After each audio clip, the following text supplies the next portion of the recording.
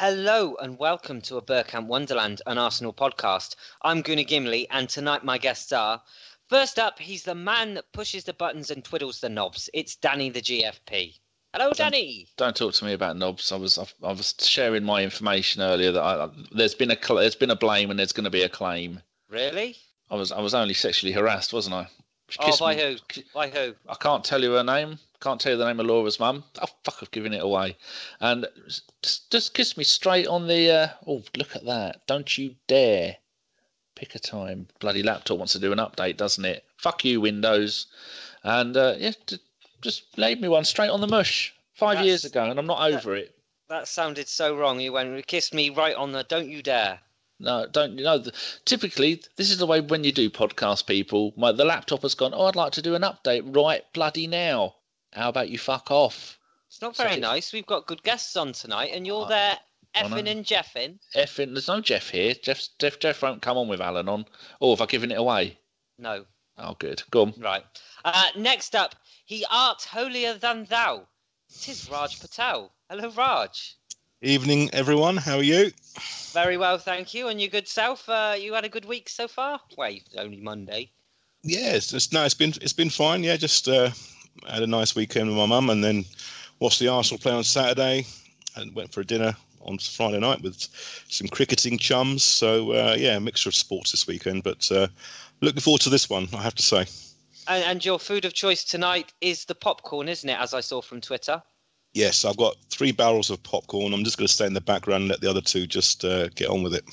It sounds good to me. Well, let's introduce them then. Next up, writer, gunner, runner. It's Chaz Newkey-Burden. Hello, Chaz. Hello, Gimli. How are you? I'm very good, thank you. And I understand the writing part of that intro. You do have a new book out. I do. It's coming out in 2 weeks. It's called Running Cheaper Than Therapy. And it's a lovely gift book for the runner in your life, or for you yourself if you're a runner. It's like a compilation of serious points, witty points, and lots and lots about running. So everything from profiles of different types of runner, like the nutrition nut and the inexplicably good old man, to the similarities between running and cannabis and how they produce similar highs inside you. And then there's lots of... Yeah, I thought you'd like that bit. I was going to say, I'd be intrigued to read that point. Is that why I feel so fulfilled when I've run after the ice cream van and I've finally managed to catch him up? That's it. That's exactly it. And various guest writers like David Baddiel's done a bit about running for it. Alistair Campbell, Liz Yelling, the Olympian. Running Cheaper Than Therapy out in November. Go and buy it. Even if you don't like running, just go and buy it. Is there anything in there for me, Chaz? I've not ran since the 80s. There's an A to Z of food, and we like talking about food, don't we? So A to Z of food, running nutrition. Oh, I'll give that a go. When's it out? You say next year? November 17th. Well, we shall be tweeting that, people, and go and buy it. Seriously though, Chaz, you've just tried to plug your book to someone in Danny that eats ice cream out of a mixing bowl. That was a long time ago. I'm over that now. I can't eat. It's got too much dairy in it. I still remember that just because I was shocked and disgusted. My mum ate ice cream out of she had a cup of tea in a teacup, and then she went in the kitchen, used the same teacup and the same teaspoon, and had some gluten-free, no, not gluten-free, is it lactose-free ice cream out of it. She disgusted me. Oh, she's the devil. Yep. Right. On to our final guest, making his ABW debut. We are pleased to announce Alan Alger on the show. Hello, Alan. How are you doing? Very well, thank you. And yourself? It's a pleasure to have you on. I know Jeff's very jealous that he couldn't be on tonight. Yeah, I have to line up with Jeff at some point on one of the podcasts because he likes to try and rubbish anything that I say, and I do the same to him. But the thing is that behind the scenes, we had a nice coffee on Saturday, discussed the game pre-match, and then met after the game. So really, it's probably, it's a bit of a Twitter spat, but behind the scenes, we get on really well. That's good to hear. Jeff's a lovely fella. And it definitely is, 100%, even though I disagree with plenty of stuff that he says, and he obviously disagrees with plenty of stuff I say. He's still a lovely bloke.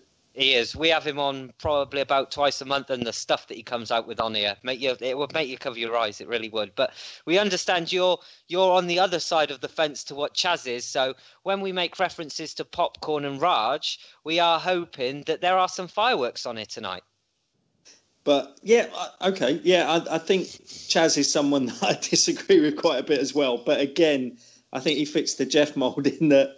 When you meet him, he's such a lovely bloke. You can't be angry with him. You can just try and coax him round to your way of thinking. So we get on well as well. But there could be popcorn on this. There could be popcorn to go with this. Oh, let's hope so. Right then, we'll kick off tonight as we always do by going over to Danny, who has all of the scores across the board and an injury watch. Was there anything else? Loan watch, maybe? Have you actually done anything more this week? You can pick one person on loan. I'm not doing them all because most people don't care. Okay, I'll let Kate can pick the person that's on loan. She sat next to me, so she can pick the person that she wants to hear about on loan. Okay. Right, so the under-18s, they went to Leicester and lost 2-0. Leicester are now second in the league, 1 million points behind Chelsea, and we are fifth in the league, but there's no relegation. I don't think there's any relegation. It doesn't say it on the thing. We had one, because we're going to have to do the double-barreled surname watch. There was 2 that played, Daley Campbell and Spencer Adams, so they need to sort themselves out, but they didn't have any. They had one that came on. No, they had 2 as subs, so... yeah, these things are important, people. The under-23s, we went to Chelsea and drew 2-2. Now, I thought, that's not a bad result going there, but Chelsea are shit in the under-23s, probably because all 50 of them have been loaned out to other clubs. So they scored, then Dragomir scored, and then they scored, and then Willock, the younger, he scored. And, so we're now 5th in the league. Liverpool are running away with it. And there's not much we can do about that. Double-barreled, we had one. Well, that's where we're going wrong, isn't it, Kim? Can't just have one. That was OC22. So they had one. What party was he again? I forget. There's so many. I think he may well have been the People's Front of Judea. But you know what they are, don't you? To be honest with politics, I don't have a clue. They're splitters. Oh, there's some people at home laughing at that, and Raj is probably nodding. In fact, everybody apart from you got that. It's Life of Brian, Kim. Watch it. No, I've seen it. Have you? I was fucking 6, yeah. That's why you don't remember it. Well, that's obviously why. An injury roundup. Welbeck has got a groin strain. He's been out for 16 days. He'll be back any day soon. So hopefully he won't be back any day soon. Spina is actually having, he's using the new CRISPR method and he's having himself a neck built. He's been out for 12 days, back in a couple of weeks. Don't rush back. Kolasinac, new injury, been out for a couple of days. Non-specific hip injury. He's been out for 2 weeks. No, he's going to be for 2 weeks. Mustafi, thigh strain, 5 weeks. And little Santi Cazorla, he says he'll be back in a month. Bullshit. He will not be back in a month. If he does, he'll be back sweeping the floors or something. So which player would Kate like to hear about his current loan spell? Kate, which player would you like to hear about? Joel Campbell. She's picked the only player who's bloody injured. Well done. I don't think he's played any games all this. I have to keep changing the thing. There you go. I know he's on loan at Real Betis in Spain. He's 4 millionth loan for. Oh, he's played 2 La Liga games. He's back. He scored a goal and got an assist. What's the point of all these guys being on loan all over the place and not even getting a game for the Arsenal? I mean, it's ridiculous. Why don't you just sell them? Because Wenger didn't want them. What's the point? Wenger didn't want them. And we do like we did with Perez, overpay and then get nowhere near what we want back from him. Are they on mega wages? I think they are. I think they're on decent wages. I think Campbell's probably on about 50 grand. They'd more than doubled Perez's wages when we got him from Deportivo. But Campbell made his debut for Real Betis, I think. Did I say he's at Real Betis? Oh, yeah, Real Betis in the Spanish league. Made his debut against Valencia. They lost 6-3. He played right wing. He scored a goal and got an assist. He played 13 minutes. That's not bad, is it? His next game he played against Alaves and they won 2-0. Played right wing, played 62 minutes. And he also played a Copa del Rey game for them. Played left wing, 23 minutes, and they won 2-1 against Cadiz. But that's Spain's on fire now, so that league will be cancelled. Is that the tooth gone? Cadiz. Why you couldn't? Cadiz. No. Must have been. Is I that know nothing. Yeah, it's more than enough. People have given up. They didn't want to hear any of that. think you've given up. Oi. We'll continue on by talking about I should say we'll continue by talking about our 2-1 win. But Danny, we played Norwich, didn't we, nearly 2 weeks ago? So we thought we won't do any on that apart from the little bit that Danny's going to tell you about the game, because we've got loads of other stuff to talk about in the show, and we'll try and get as many listener questions on as possible. So, Danny, a brief rundown of the Norwich game in the Carabao Cup. In the Bukaki Cup, as it's quickly becoming known, we were shit. Most of our players that were played out of position, but that's the common way it is with Arsenal at the moment. We had a right back at centre back. We had El Neni play, who's a defensive midfielder, attacking midfielder, depending on how his hair is that day. He played at centre back. Matt Macey made his debut. He's like 12'5" or something. The only centre back we had was Rob Holding, Big Bob, and they kind of did all right. Central midfield of Will Sheeran and Coquelin, both coming back from recent injuries, so it's good for those to see them play. Iwobi did bugger all, Walcott did bugger all, Giroud did bugger all, and then so Wenger decides, what am I going to do? I know what, I'll bring on 18-year-old Eddie Nketiah. I've said that right, people, after 4 years of saying it wrong. The man who is single-handedly going to save this club and win us the Champions League. 13 seconds within coming on, he toe pokes it in from about 3 inches out. Absolutely brilliant.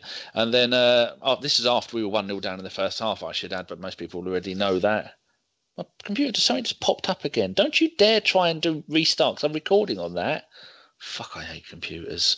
And so that took the game into, was it extra time? Or was it? No, yeah, it was extra time, 96th minute, because that could have been close to being 90 plus 6. And then I think we had a corner, maybe, the assist from El Neni. And then Eddie, did he header it in? I'm sure he headed it in. Yes, he did. Yeah, because the first one was, I think, left foot, possibly right foot. Yeah, so the gist of the only thing to take away from that game was a magnificent debut for Eddie, which I'm naming the show after. 2 goals on his debut, and everyone else was shit. Lovely. Yeah. And that is your brief analysis on Norwich City. And even that, I milked it. You did, actually. We'll continue on by talking about Arsenal's 2-1 home win against Swansea City. For his thoughts on this match, we'll head straight over to Chaz. Okay, so because I was at the game and I was sitting next to the world's most angry man, which among Arsenal fans is quite applauded, and hilariously angry as well, mine's going to be a bit of more of an atmospheric review maybe than a analytical one.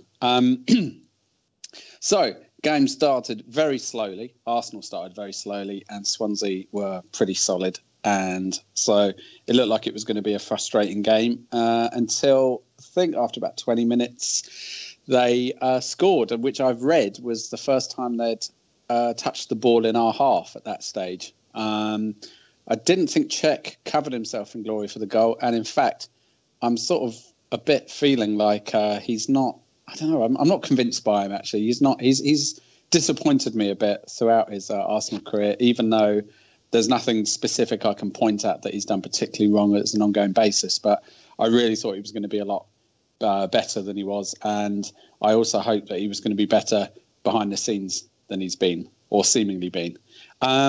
Anyway, then the crowd were just about ready to turn. But luckily, the ref made so many dodgy decisions that it just held off a full-on mutiny atmosphere from the crowd. Instead, it was just a crap atmosphere, basically. I mean, you have to say, sometimes we come second, third, fourth or fifth last season, but the team do. But the fans, we are bottom of the league, the Arsenal fans. We've got to be honest, every single match. And, yeah, you know what I mean? It's like we're just useless. And then everyone in half-time, of course, was saying, of course, Wenger says nothing at half-time, so it's just going to be the same again, which, of course, it wasn't. They came out seemingly a little bit possessed. Colossal Snatch scored his goal, and actually it was quite weird. I found myself, I was up on my feet celebrating the goal before he'd even kicked it. The moment I saw him running in, I thought, oh my God, he's just going to lash it straight into the goal. And he did. And then soon afterwards, he turned provider, set it up for Ramsey, with good old Fabianski helping it in. And I do love Fabianski, but I still haven't forgiven him and never will for him running out of his goal at Wembley against Hull and literally nearly killing my nervous system. Do you remember that at the end of the cup final? And then for the rest of the game, I remember pretty much sod all apart from the guy next to me being angry and just spitting, and literally had a guy in front of us with no hair, and so you could see it all landing, all this spit just landing on this guy's head, and he just every few minutes he just wiped it off calmly without complaining, and then we all went home. You really do paint a picture, Chaz. You really do. Alan, we'll go to you next. It was the first time we'd seen Alexis, Ozil and Lacazette start since Everton. Did you expect big things from them against Swansea? I really did. I'm not one that gets overly positive before matches, but when I was asked for a prediction by a couple of people before the game, I was saying comfortable 3-4-0. I mean, remember Manchester United with a reasonably attacking lineup, won 4-0 at Swansea at the start of the season. And I just think any good team with good technical players can get early goals against them, and then their game plan would drop off. But somehow we didn't scout that. We didn't. I mean, it's a usual Wenger thing. If he's watched anything that Swansea do at the start of this season, he knows full well that they get it wide. But he was trying to say that he worked that out during the first half. Why not work it out by watching 3 or 4 videos of them this season? We get told that he watches game after game after game, and that's all he does, and he devotes his whole life to watching football. Why is it never our opponents? Why is it never, for good reasons to scout? So, okay, he stumbled on Ozil, Alexis and Lacazette at Everton because people have been crying out for it for the first God knows how many games of the season, and he delivers it again. And I'm pretty certain if you'd have taken a straw poll of Arsenal fans before the game and said this is our lineup, would anybody change anything? I think at least 90% of Arsenal fans would have said no, wouldn't have changed that lineup at all. And certainly would have gone with it, considering the players available. So I did expect good things, but I just think tactically we're inept, and we don't seem to get instructions on the pitch to the players. And it's all well and good him taking the plaudits in press conferences afterwards, saying, getting asked the question, "What did you say at half time?" I said we had more space on the left, so we needed to get it left. I mean, you could work that out from 10 minutes of sitting in the stands up high, and we didn't do it. And, for a while, you've got Mawson and Klukas, 2 players that have come from non-league, and they were running the show in that first half. They were absolutely running the show. And that can't be ability, because, we've got players that should outstrip them for ability. It's to do with work rate and actually listening to instruction. And Alan, you bring up a good point there. Raj, I'll come to you next. You talk about maybe not scouting these teams and having to find out how they play by watching the first half of football. Now, my next question. We were ripped wide open for the Klukas goal. Why do we always start so slow, Raj? I've got no idea, but it seems to be like the first halves of a lot of games over the last 12 to 18 months we are just horrendous and slow, and something happens at half time. And I was going to ask a question to Chaz, actually, because after half time we came out with a kind of renewed vigour, and we kind of all know that Arsenal doesn't say too much at half time. So the question is do you think one of the players actually took hold of everyone and just said, you've got to sort this out? Because they did come out 20-30% better than they were in the first half, and luckily we won the game. But what do you think, Chaz? I think it's actually quite possible, because the atmosphere around the club, for about, particularly over the last 10 months or so, has been so tense and so volatile that I wouldn't be surprised if the players are just starting to think, well, it's all very well for you. You go and sit in the dugout in the second half. We're going to be out on the pitch. And therefore, they might be speaking up in the dressing room and going to, just to protect themselves from 45 minutes of poison, basically. So I think that is possible. Trying to think sort of who it might have been. BFG? I was trying to work out that. I was trying to work out who it might have been, but I don't know. I mean, who's the guy with the biggest kind of temper and personality in that group of players. I've got no idea. But something happened at half time, because I just can't imagine they came out like that because of what Arsene Wenger said, because he tends to be kind of a bit more gentle with them. Not really a hairdryer, more a kind of chamois cloth, scented with perfume or whatever, waved at the front faces. But someone did. Alan, any thoughts on that? Well, here's an interesting thing. I don't know if any of you have noticed this. So we had an appalling record in minutes 45 to 60 of games recently. We were conceding goals in that period. We weren't creating any chances whatsoever. So that it was exactly the period after half time where our main problems lied in conceding chances, conceding goals, and not actually being fired up.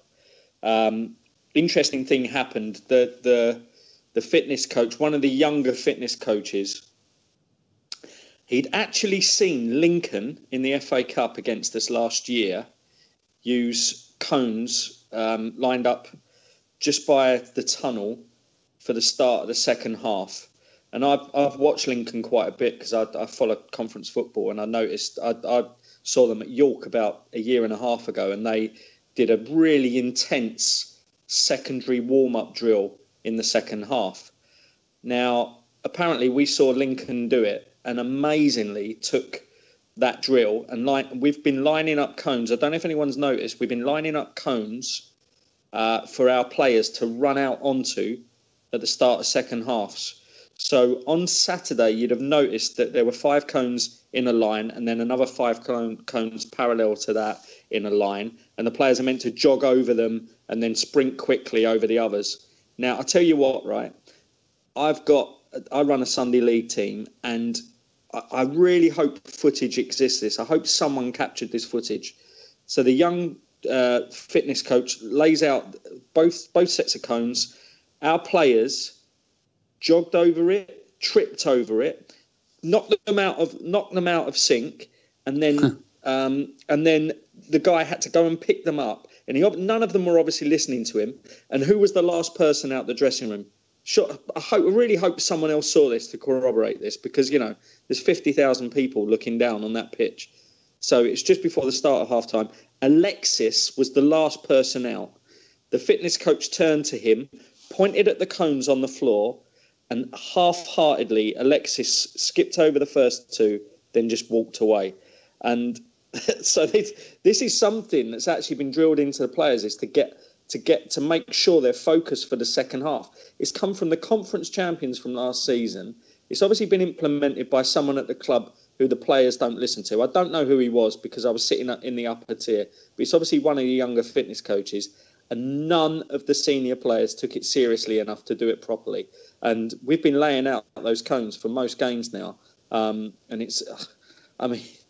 it was baffling to watch these senior pros being told to do this and obviously just not engaging with it at all. And it's obviously something that Wenger has sanctioned. And to me, just that small incident of them all ignoring him or just doing it half-heartedly really sums up the deep malaise at the club at the moment. Raj, your thoughts on that? I've just been mentally trying to remember, make sure that I'm there next time at the start of the second half and see whether that happens. I mean, I've got no other answer to that. I'm just going to keep an eye out for it, really. Surely someone else saw it. Come on. I didn't see it. If there's anyone that's listened to this, that has seen this or has footage of it, or if you're going to a match in a short time, I'll video it next time. Raj, take a video and put it onto Twitter, and we'll put it on the podcast account. Danny, back from behind in the last 2 league games, is that a sign of character to come back or win, or does it worry you that we need an opposition goal to fire us into life? The only thing that's good for is a fanzine. Other than that, it's fucking shocking. We do it all the time. I swore then, didn't I? I don't know why they do it. Sometimes I wonder, would it be better to come back from 1-0 down and win 2-1, or whether it would be better to be 2-0 up and then concede a goal late on? And I'm thinking it does show a certain amount of mental fortitude to be able to go down 1-0 and then come back and win the game. But then again, against teams like Swansea, who are rubbish, who aren't really a good team, and they haven't really got any players. How many of those players would make it to our first team? The only one there that I think is any good is probably that Tammy Abrahams. I think he's a half decent player. Renato He's going to go Sanchez is a good player. He should have been. He was a good player for Portugal when they won the Euros. But other than that, he's done bugger all at Bayern Munich last season, which is why they've let him go out on loan. And he's not really done much while he's been here. He was one of the players on transfer deadline day, so I wouldn't mind of seeing him here.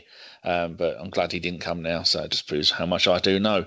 But yeah, it's annoying that it keeps happening. It's almost, like in the old days, it used to be Arsenal didn't play well until we had a player sent off, and then that's it. You've had it now. We've had a player. We're down to 10 men or down to 9 men. Well, Chris, we used to be quite violent back then, but I don't know what the answer to that is. But there is something wrong where we constantly concede goals. It was like you're saying, the Norwich one, and it's this one, and then against the bigger teams, if they are going to score first, we're not going to come back. Like, I know we're going to get onto the Man City game at the weekend, but that game should be shown after 9 p.m. and have a triple X rating, because it's not going to be a pretty sight. Full of positivity. Chaz, we'll go back to you. Kolasinac, he had a superb afternoon, both scoring and assisting with the goals. Your thoughts on him? Because everything that was good that went down that left side went through him, didn't it? Yeah, I thought he was absolutely brilliant, particularly going forward. I didn't think he was necessarily quite so good in his sort of defensive duties, but who cares really? I just think he's one of those players. He's just developed such a cult following so quickly, and then Monreal has a sort of a different type of cult following. I see Monreal. He's like the Nick and Margaret of The Apprentice of the Arsenal team. Everyone thinks they're the only one who's seen how great Monreal is. We all think we're the only person who's noticed it, whereas everyone has. But yeah, I thought he was absolutely brilliant, and like I said, it's not many players that we've had ever where you see them running up to take a shot and it's going to go in, but in that moment I did.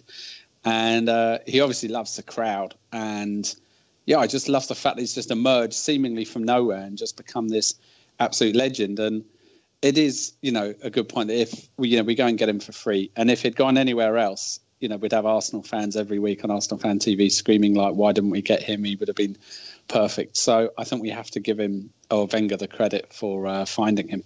And I think we should give a gentleman's nod to Nacho Monreal as well, who was made Arsenal's Player of the Month. So big nod to him.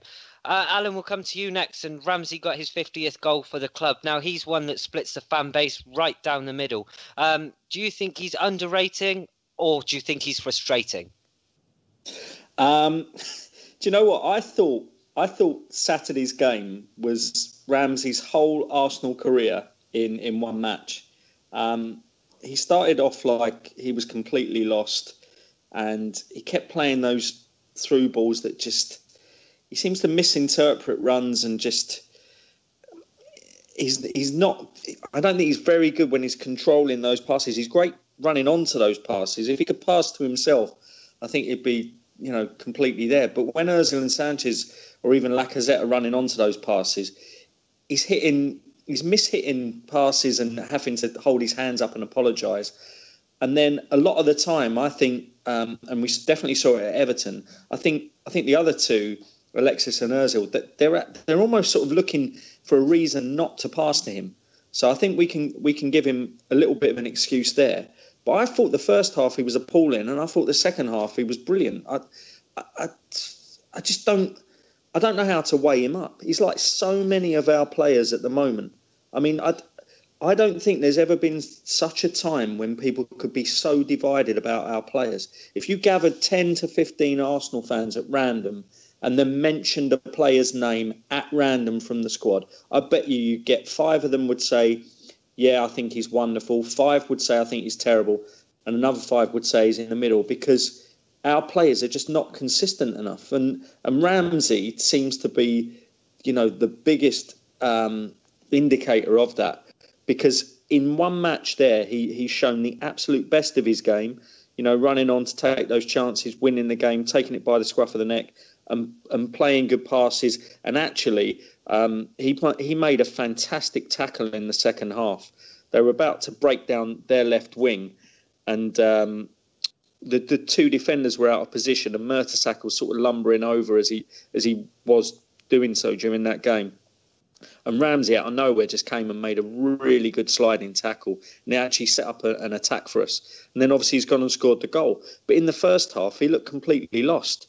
I don't know how players can have such a contrasting game like that. And he seems to do it more often than not. And I think that's why he divides opinion. And I think it's why a lot of our players divide opinion. They're either brilliant or terrible. And there's no in between with this team. And I wonder if it's the tactics, the fact that we change our formation quite a bit, the fact that I don't think there's very, very much instruction from the sidelines. And I think they're all out there and just doing what they want, really. They're put out onto the pitch to do what they want. See, that's interesting that you said that, because I mentioned something on last week's podcast that absolutely nobody had seen or agreed with me. And I said that I'd noticed in the Everton game that when Ramsey was playing and Alexi was there, he wasn't passing to Ramsey. But as soon as Jack Wilshere came on the pitch, he was putting balls to the side and passing to Jack Wilshere. Now, you said there that you could understand why Alexis didn't pass to Ramsey. Is that something that you've seen, that he doesn't like to pass to Aaron Ramsey? Sorry, I said what I did say is we can give Ramsey the excuse if the other two are not passing to him. I didn't say I could understand why they're not doing it. I mean, look, I think if you're an Arsenal player and you're out on that pitch with other Arsenal players, you should pass to the person you think is, you should make the best available pass at the time. And if players start excluding each other, we'll be in all kinds of situations. But I definitely think it's happening between those two. I definitely think that Alexis and Ozil would rather look for each other or Lacazette. If four of them are up front, they'll look for the other two before they'll look for Ramsey. And a lot of that, I think, is partly to do with when he gets the ball and he's the one with the three of them in front of him, he often mishits the pass. And I just think he breaks that down. He's much better running onto it. Am I the only one that thinks that no one's passing to Lacazette? Because the number of runs he makes, and especially the last 2 or 3 home games, he's made so many runs and no one's actually picked him up. Am I the only one who thinks that? Or no, I think you're right. Because I've noticed it more and more often recently that, he makes these quite decent, sharp runs and the ball goes somewhere else. So what do you think, Jess? It's just been a shame not seeing... firstly, I hadn't noticed that, but the moment you said it, I realised that I had, if you know what I mean. It's like subconsciously I had noticed that. And all I ever wanted, really since he came to the club for Ozil, is a centre-forward, a striker who would play to his strengths. And I thought that Lacazette, was that guy. And, there have been some great moments and all that sort of stuff, but I've not seen this sort of, in my head, I had this dream of, Ozil just passing ball after ball, slotting them through and Lacazette running onto them. And it all just seems very complex at the moment. The way we're discussing it, we've managed to make, again, an embarrassment in a way of attacking Richards, and somehow we've managed to make it overly complicated. And I think part of it is that Ramsey fancies himself as the number 10. I think Alexis basically has a massive issue with Ramsey, but then I have a massive issue with Alexis, so fair's fair. And we've also got a lot of players trying to operate in the same area. I remember when we first got Bergkamp, I remember there was Bergkamp, Merson and Platt who were all trying to play in the same area. Different players, but they were all the players who thrived, in that sort of number 10 type area of the pitch. And it feels like, there's a few of them that want to be around there now. And, against teams like Swansea, you can get away with that. You still will get, you'll get goals, you'll get a result. But we shouldn't be going into the game against City still not knowing what we're going to do with those players. And it's partly on how they're going to work together. And it's partly because of what Alan said. It's, it's so deep into the season that we're actually starting to play that attacking three, Lacazette, Ozil and Alexis together. The amount of time they've had on the pitch together is the amount of time they should have had, I don't know, by the middle of September or something. And here we are, it's going to be the beginning of November, and they're going to be going, to Man City as a fairly rusty unit in terms of experience together. And, I don't like that. I don't know if any of you guys look at pass maps. I've just tried to find a few on Twitter from our games in the Premier League this season. So what it does is it puts all the players in their average position on the pitch, and then puts a line to each of the other players in the team to represent the amount of passes from those players to the other player that the line goes to. And the Ozil one to Lacazette for the Bournemouth game on the 9th of September is one of the thinnest lines possible. So there can't have been more than 4 or 5 passes played from Ozil to Lacazette. And Lacazette's average position in that game was actually further back than Welbeck and Ozil, amazingly. So you might be onto something there. Very interesting. Right, where do we go from here? Danny, also, I want to talk about Lacazette coming off early as well. Chaz said that it's an untried system that we should be going into the Man City game with at least in our heads what we're going to try and do, and this system is rusty. Do you think, Danny, that in the final 20 minutes, half an hour of a game, that's perfect for Lacazette to be able to get his goals, and that's the time of the game where we should be finishing off these matches, and he's being pulled off the pitch? Do you see massive problems with that? I think it may well be because Wenger has a bit of a soft spot for Giroud, and Giroud is too good of a player to only play League Cup, FA Cup, and the Europa League games. Because if he'd have said that to Giroud when Everton were in for him, and Newcastle and whatever other teams, and maybe even I think a couple of teams in France wanted him, he probably had a gentleman's agreement with Wenger. You know what he's like with his gentleman's agreements, like playing the wrong goalkeeper in every single bloody cup final. That he probably said to him, look, if you stay, you're going to get minutes, you're going to get time. And it seems to be always with 10, 20, 25 minutes to go, he's going to bring on Giroud. I mean, recently, I think there's one game went by where he didn't do that. It might have been the Watford game, and I was quite shocked. But your point of that is the time when we can hammer teams with Lacazette. He's not the quickest player in the world, but he is bloody quick, and he is skillful, and he is good. And a lot of teams don't have the stamina that Arsenal have. We saw that against Norwich in the League Cup. We saw that against Red Star when we played them in the Champions League. That's one really good thing about Arsenal is their stamina and how long they can just keep going and going. And you would think that is the optimum time for Lacazette to run teams ragged. I mean, like Alan was giving out the stats that I don't know if it was before the pod, saying the amount of times that we concede goals before half time and around half time. Well, it used to be that we used to score loads of goals where it's coming towards the end of the game. But I think Wenger sometimes uses Giroud for the wrong thing. Giroud should only come on if we're losing and we're going to go from playing with the usual front three of beautiful football to lumping the ball down to Giroud and hoping he's going to get a nod on and either nod it down for someone else or scorpion kick it in the back of the net like he likes to do at the moment. But I don't like seeing Giroud coming on. I'd like to see Lacazette play the entire 90 minutes, because you come to the 89th, 91st minute, they're breathing out of their arse and he's still running at them, and he's going to get more goals. But I don't know how many games he's played of the full 90 minutes this season, but I don't think it'll be, I mean, I can look it up, but I don't think it'll be many that he's played. Yeah, you played the full 90. I can tell you, Danny, he got, 120 minutes against, this is not Lacazette, this is Giroud, but he got 120 minutes against Norwich, and then he came on and played, 20 minutes, half an hour at the weekend as well. So, you know, he's getting his game time in the Cup. It's questionable why Lacazette couldn't have played the whole of that game, considering Giroud had 120 minutes in the week. I'm just looking now, and the number of times that Lacazette's played the full 90 minutes against Leicester, and that was the only one in the Premier League, and that's the only one all season. Yep, he's played one game all season where Lacazette has played the entire game without being subbed off. That's shocking. Not good. This game will be memorable for a few different milestones. Of course, we've talked about Aaron Ramsey's 50th goal for Arsenal, and there are a few Wenger ones in there as well. Raj, Arsenal. Oh, actually, no, we're going to Chaz because we're being kind. Change that. Wenger's 800th league game. What a milestone that is. Yeah, it's the stuff you dream of, isn't it? The old 800th league milestone. But no, I'm very pleased for him that he's still here. And I think that actually, I know we'll come to the AGM, but I think the board almost reversed it and did him a favour at the AGM. Generally, they sort of put him out to take all the stick throughout the year. And this time they just acted like such idiots that I think he actually came out of it reasonably well. And had they have not been so idiotic, I don't know, things might have been harder for him. But no, it's a great milestone, and may we have 800 more.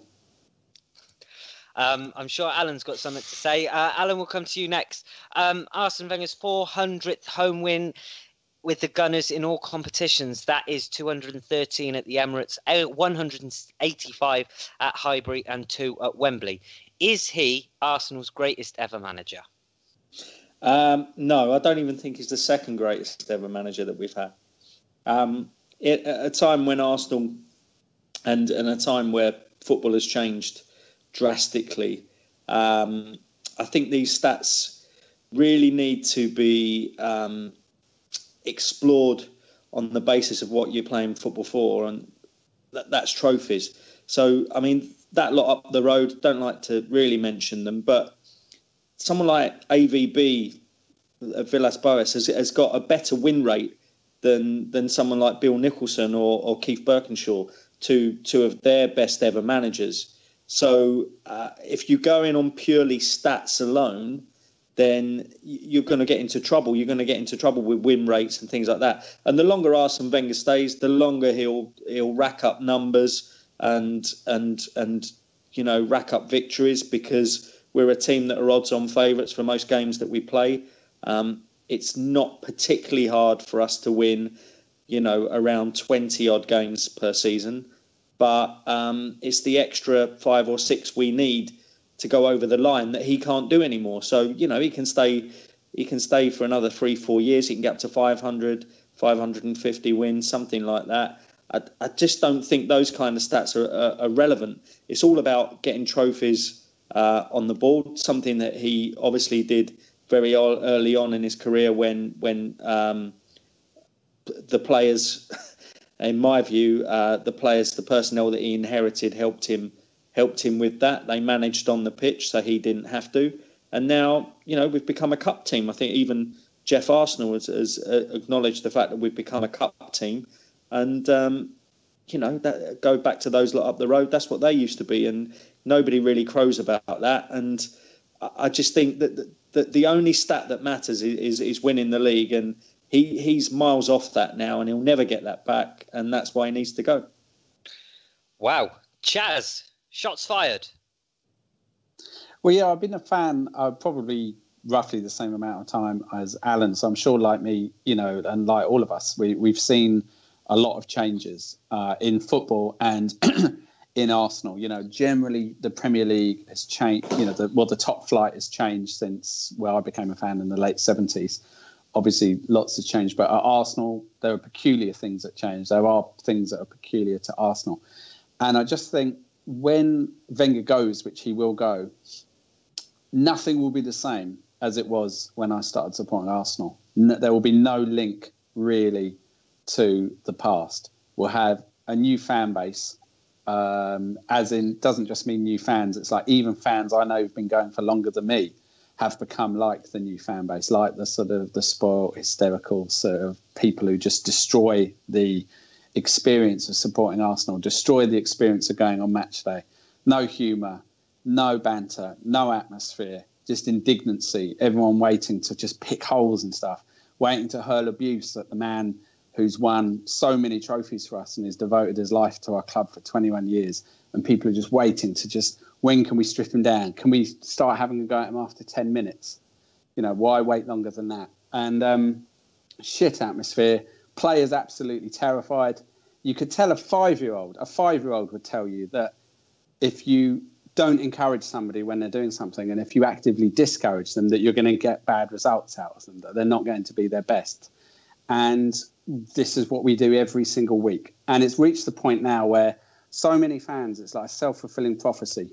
All they want to do is get indignant and slag off the team and slag off Wenger and slag off the board, understandably in some cases. But they're so desperate to that actually it's quite obvious that even though they wouldn't admit it, that they want us to screw up and they want us to play badly, because that's what match days become at Arsenal now.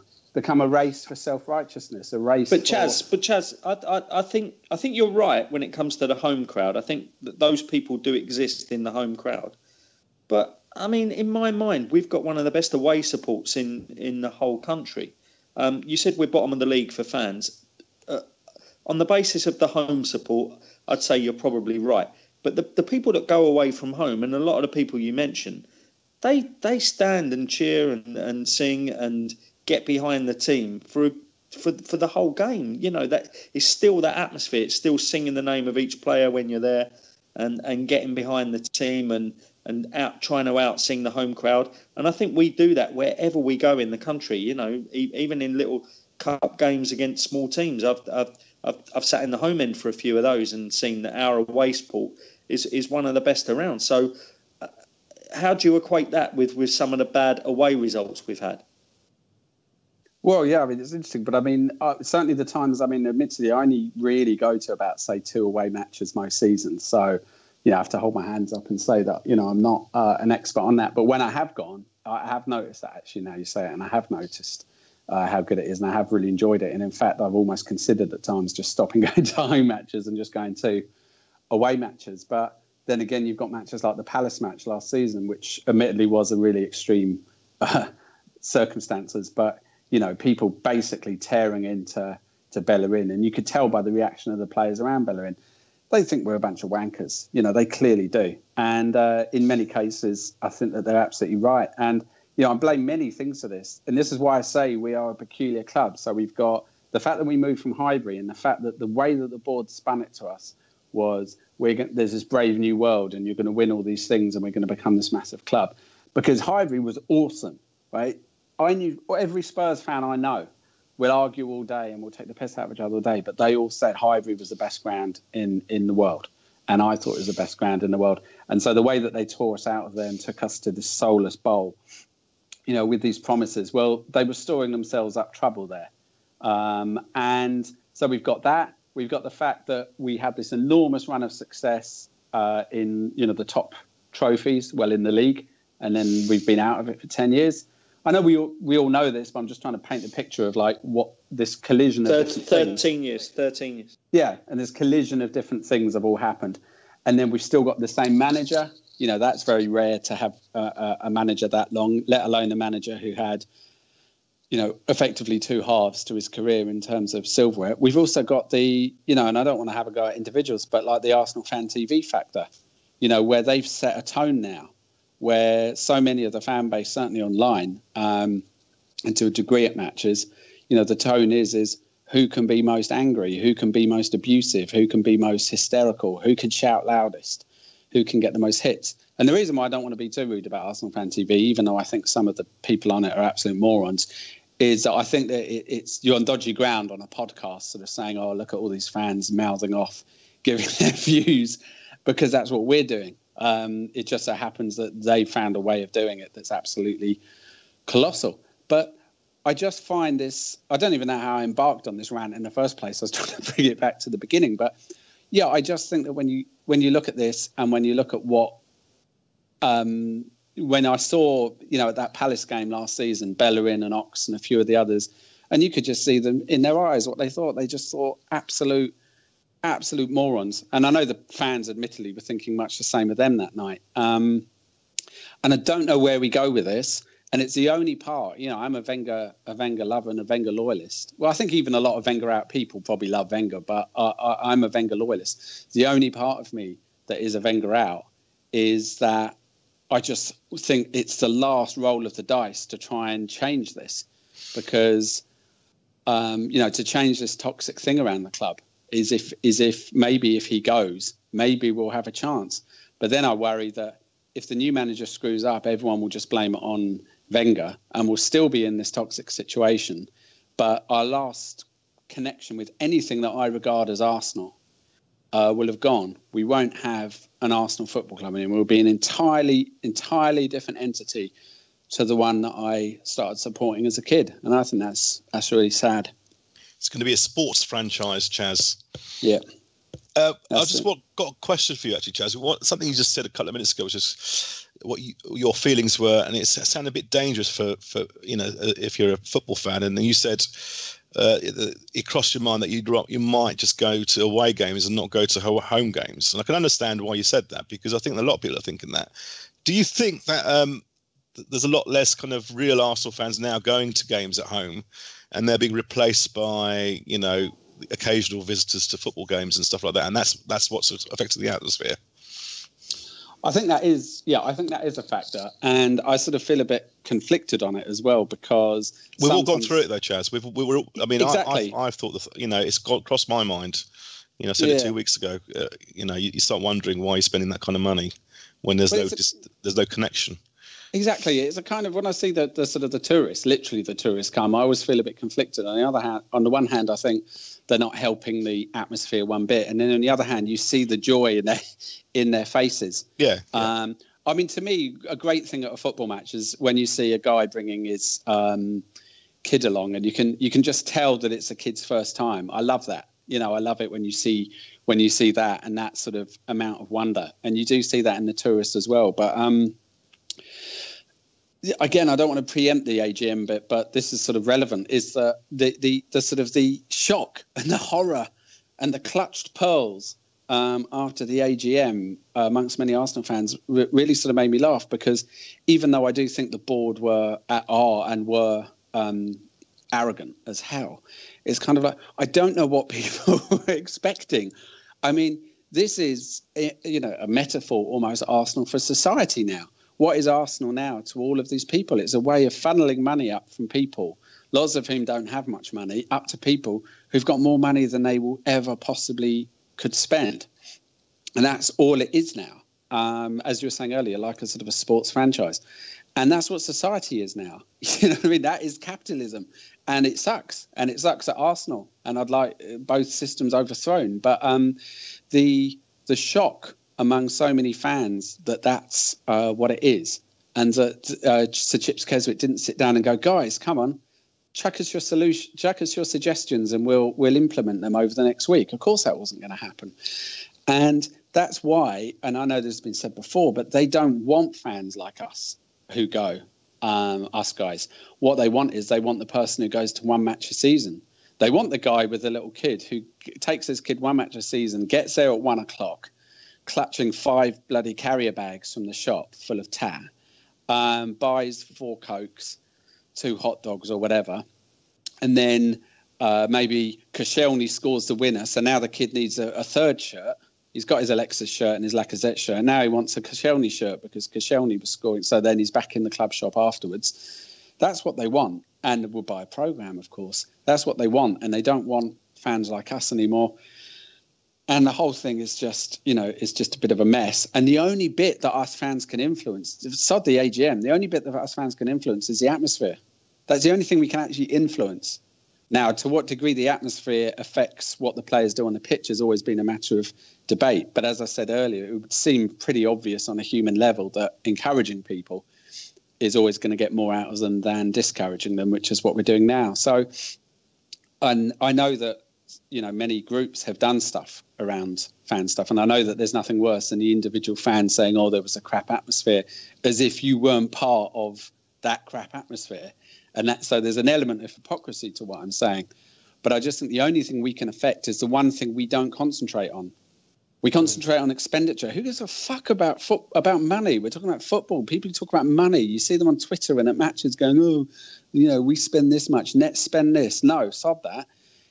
Complaining about this, complaining about that, there's no point. The only thing we can really change is the atmosphere, and we can do it every game.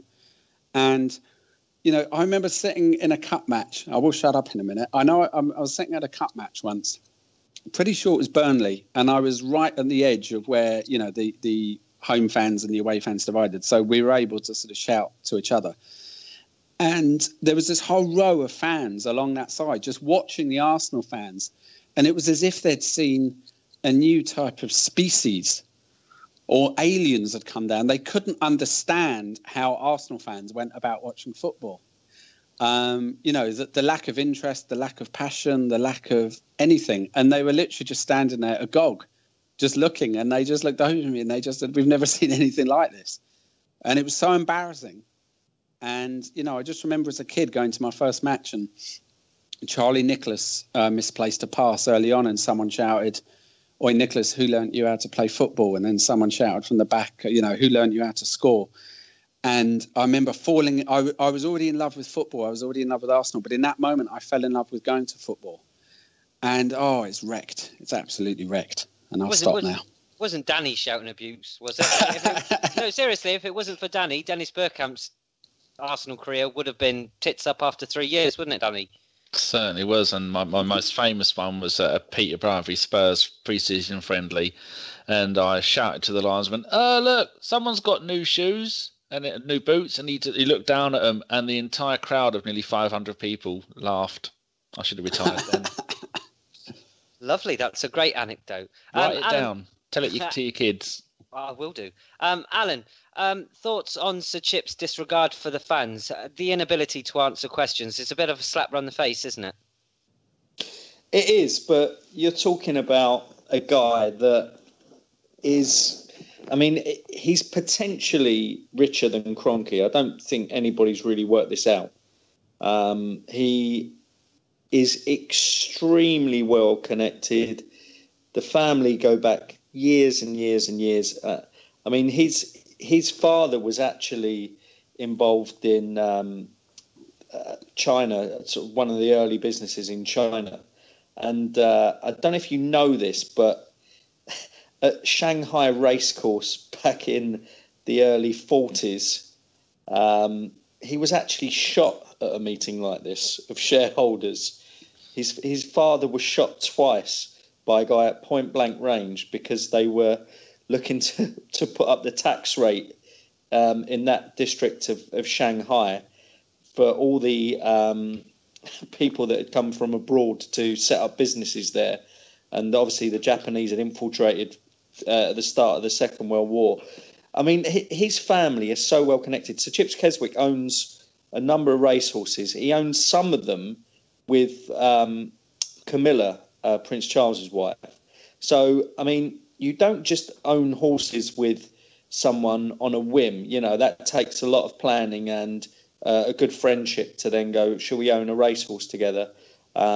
You know, his father was sort of flying back messages for Winston Churchill during the Second World War before what was the bay in Hawaii? I've gone mad now. I've gone off a tangent. Pearl Harbor. He was flying. Oh, back, Alan. He was flying back info for Winston Churchill during the Second World War. I mean, this guy. Do you really think? I'll come back to my point now, seeing I've gone off at a tangent of history and everything else. But I'll come back to my point. Do you really think that guy, with all the history behind him and all the establishment links and everything that he's got, really cares about coming to stonewall a bunch of plebs as he sees us for an hour just to keep his position on that board? He couldn't care less. So, I mean, it's like someone saying to you, will you stand and take abuse for an hour and I'll give you this much money?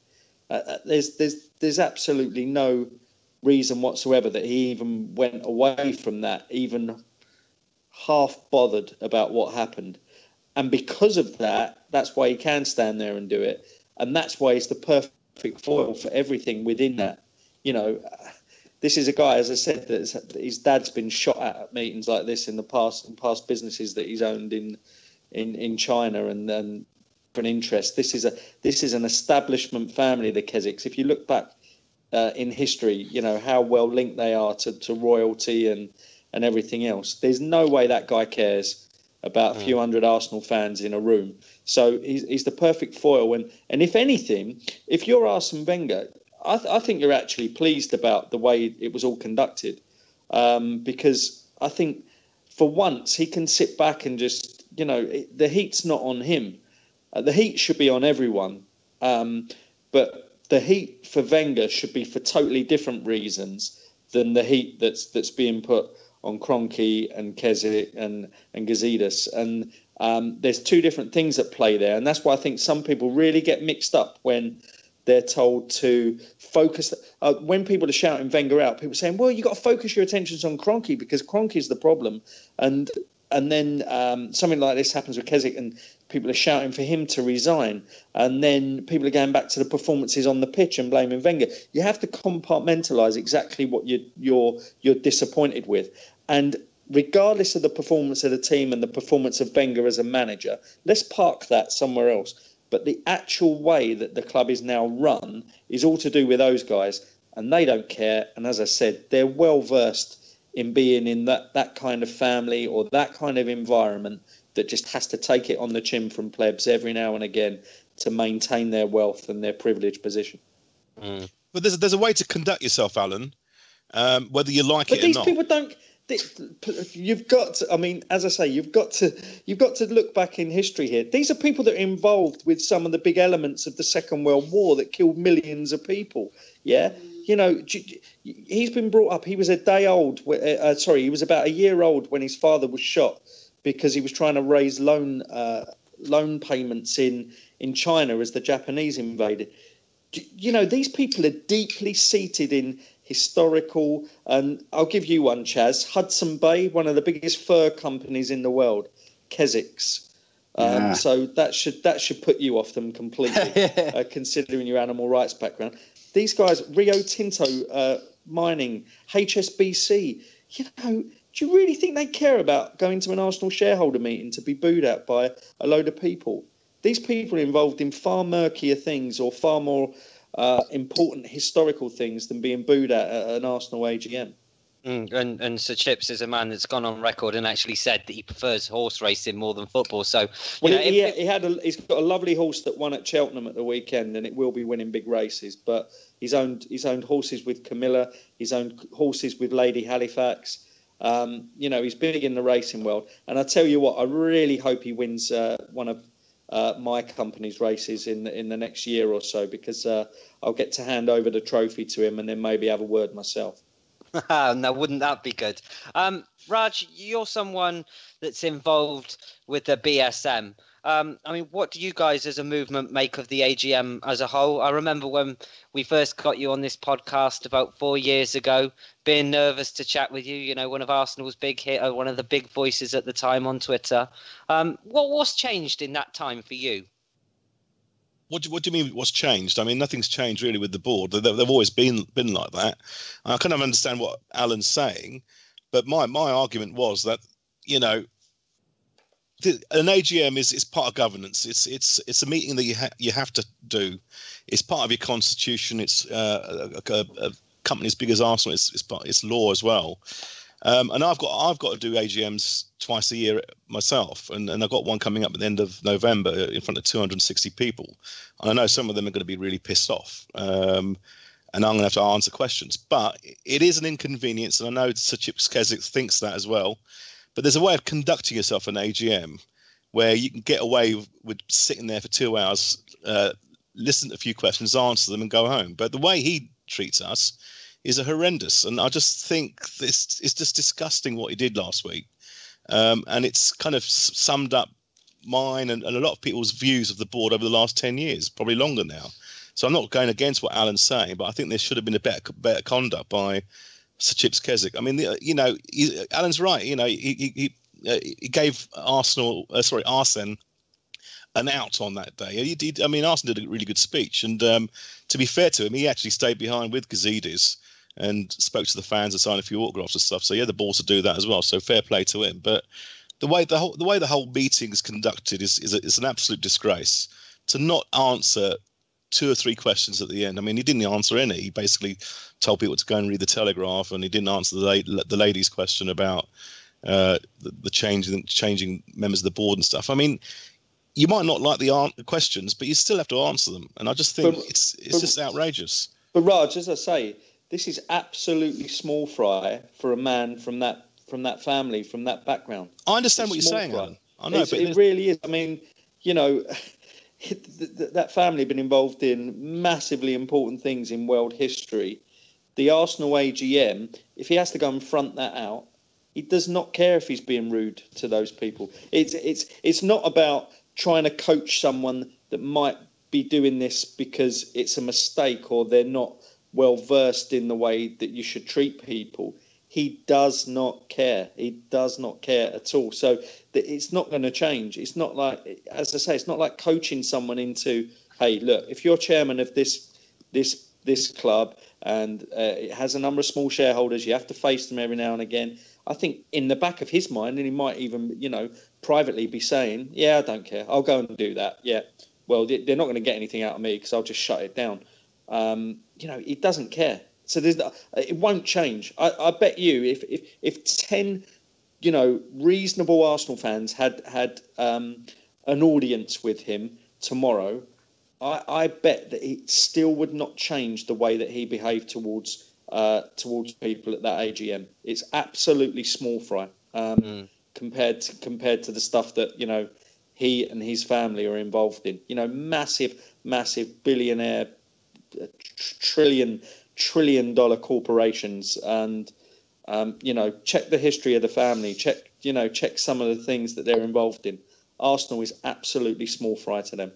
And if you're right, and I'm not saying you're not right, then we're buggered. Then we've got no chance. Of course we are. But that's the weirdest thing, is that people are venting at Kroenke and saying he should be investing money, or Usmanov shouldn't be voting with his percentage of shares to keep the status quo on the board. And actually, someone like Sir Chips Keswick, this isn't an old man that's come out of somewhere and taken like a non-executive directorship. This is a guy that's connected up on high, and he really is connected to some of the wealthiest and biggest companies in the world. And Chaz, I want to get your thoughts on Gazidis comments as well. He said Arsenal Football Club were improving. Would you agree with that? Oh, with his metrics and his outlay per thing. No, I don't think we are, because as a fan, I measure what we're doing on the pitch as improvement, and I think we were about between 2013, when you look at like from the day before we signed Mesut Ozil until we came, what was it, second and beat Villa in the Cup. No, third and beat Villa in the Cup, and then finished second the year after. There was an element of improvement there. We were getting better players. We were getting better results. We were winning trophies again. We were moving up the league one position each year. But then last year, we dropped down to fifth, and they made a rod for their own back by making the fourth place trophy such a big deal for so many years. Because you say, oh, finishing fourth is all, and then you finish fifth and win the FA Cup, albeit gloriously. One of my favourite days as a fan, but you can't have it both ways, sort of thing. Do you see what I mean? So no, I don't think we're going forward, and I don't really even know sort of where he's at with his job. I mean, Wenger interviewed his line manager, which, even though it's outrageous, let's face it, if any of us could, we would. If we could appoint an interview and choose our own line manager, wouldn't that be good? But having said that, in terms of a spin, in terms of putting a bit of a top spin on the situation, I have to hand it to him. It wasn't a bad one, even though I don't believe it. I don't believe that we're going forward, and I don't believe his transfer metrics thing. It was a good bit of work. I'm sure Alistair Campbell would have been proud of him. I don't think anyone believed it, though, did they? Did anyone actually believe him, what you're saying, that he just got away with it? He's come out with so many different statements over the years, catalyst for change and all that, and he's kind of struggling now. So I'm not too sure many people were fooled on the day. No. Danny, I was going to say, if people haven't heard any, I don't go to the AGMs. They wouldn't let me in. They just batter me because they think I'm coming there for the sausages.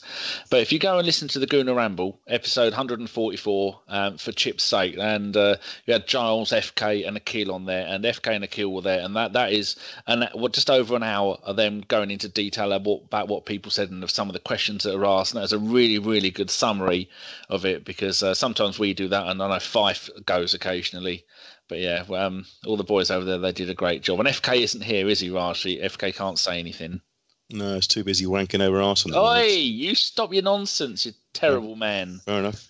Go on, Gimli, what are you going to say? I was just going to ask you on your thoughts on the AGM.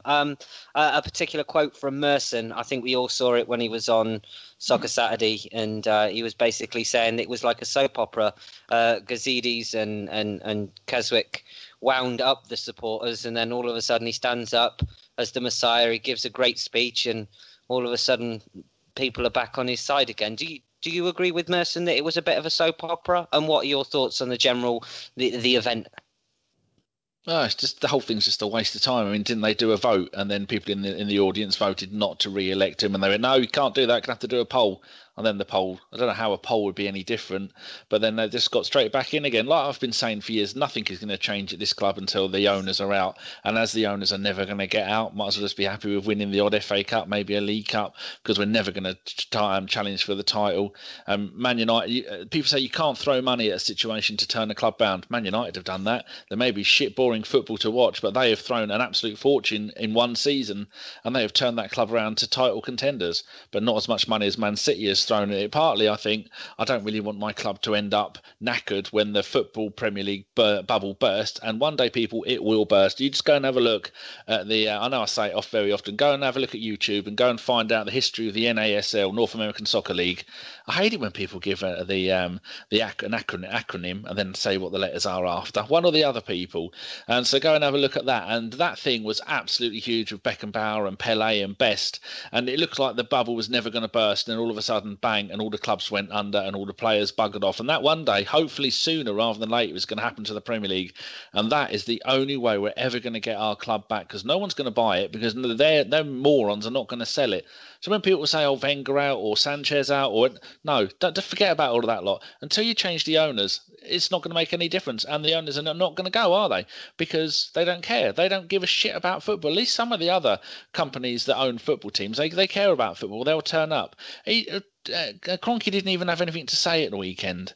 And like Raj said, that woman, she asked the question every year for 6 AGMs. She's asked more diversity on the board, because everybody is pink and male, and most of them don't give a fuck about football. And until even something like that changes, even having an ex-pro on the board, even that might help a little bit, but they don't care, and they are answerable to nobody. And it's a miracle that Usmanov hasn't sold his shares up yet, because he's never going to get to own any part of that club. And I think it's going to be sooner rather than later that he will end up getting rid of it and going off to Everton, because the Mashiri going there has done bugger all, apart from being disappointed by buying every number 10 they could get their hands on and no striker. But I'm apathetic about it all. I don't care anymore. I don't like the stadium. I don't like most of the fans. I don't like the direction the club is going in. I don't like the commercialism. I don't like selling our soul. I don't like the manager, and I don't like the owners. There's nothing I do like. In fact, the only thing I do like is podding with you lot. That's the only reason I have any interest in football. Most of the time now, I don't even watch the games unless it's on at a time where I'm going to be up. Did you find it funny, Danny, the way he turned around and he said, oh, don't listen to everything you read in the papers, and then when asked about Kroenke, he said, go and read the paper? Yes, going to be in the article. I did think it was funny. I watched a little bit on YouTube where you had Paul Merson, who only ever came out as a Chelsea fan once they stopped being shit and we became being shit before that. So everybody should ignore that. Everything that idiot has to say. I'm sure he's good when he does. He's when he goes to clubs and you go and have a night with him. I suppose that would be magnificent. Some of the stories he's got. But as a pundit, he's a fucking idiot. And then you had John Cross on there, and we've had John Cross on here. And he's a lovely bloke. He's a good talker, but they're trying to get it out of him because he had a meeting with him and did an interview with him. He's never going to go, yeah, Kroenke's a fucking idiot. He knows fuck all about football and he doesn't give a fuck about the club, because then you are never, ever going to get another interview with anything to do with Arsenal again. So John Cross might as well just not bother going on podcasts and doing interviews and doing stuff, because he's never going to tell how he really feels if that is the way that he feels. She might just be completely ignored. The only people that are actually going to say it are people like us who have got nothing to lose, because we have no connection to the club. If the club invited me round for a cup of tea and a slice of cake, I'd tell them to go fuck themselves. And I'd take great joy in telling them to go fuck themselves, because too many people kiss the arse of the club to try and get anywhere, like journalists. So you're never going to get the truth out of anybody. And the whole thing is just an utter waste of time. They might as well just not bother having the AGM, because they're not going to answer the questions that you want. I mean, if you owned the club and you cared about the club, you'd go, look, we're going to start it at midday. There's going to be food and drink for everybody, and we're going to talk about football and the club until the wee small hours of the morning. That's what I would do. If I ever became the club is ever given to me, because fuck knows I haven't got the money to buy it, that's what I would do. There's so much stuff I would do with the club, and they're not going to do it because they're in it for the money. And when the Premier League bubble bursts, we'll get our club back, because as soon as we moved to Highbury, from Highbury to Ashburton, we became numbers. We stopped being fans. I remember when I used to go to Highbury, been there 300 odd times, that they go, oh, hello, how are you? And I'd ring up the club and I'd speak to the same woman every time. Oh, how are you? How's things? Oh, yeah, I'm good. And now as soon as you go there, no, everyone come in, sit down, shut the fuck up, get up at half time, go and buy overpriced bollocks, come back in, sit down, shut the fuck up and fuck off quietly at the end. That's modern football for you, and that's why I'm sick of it. No, and the most surprising bit about that is you turned down free cake. Did I? Yep, you said if they offered you a bit of tea Oh, and them slice fuckers. of cake, I you think you would. They could offer me 10 grand to come and say hello, and I'd tell them to stick out their arse. What? Even if the cake was Mr. Kipling? Well, no. Well, if it was the custard-filled apple pies, then we're talking. No, but the thing is that too many people kiss the arse of the club on the off chance they may be throwing a little scrap every now and then. So every single journalist is never going to come out and try and expose the club because they've got too much to lose. That's their careers. They've got families to feed, mortgages to pay. So every interview is completely irrelevant. Merchandise to print. Ship merchandise to print. Naming no names, of course. Chaz, you know. You know, Chaz. Right, Danny, let's have some listener questions.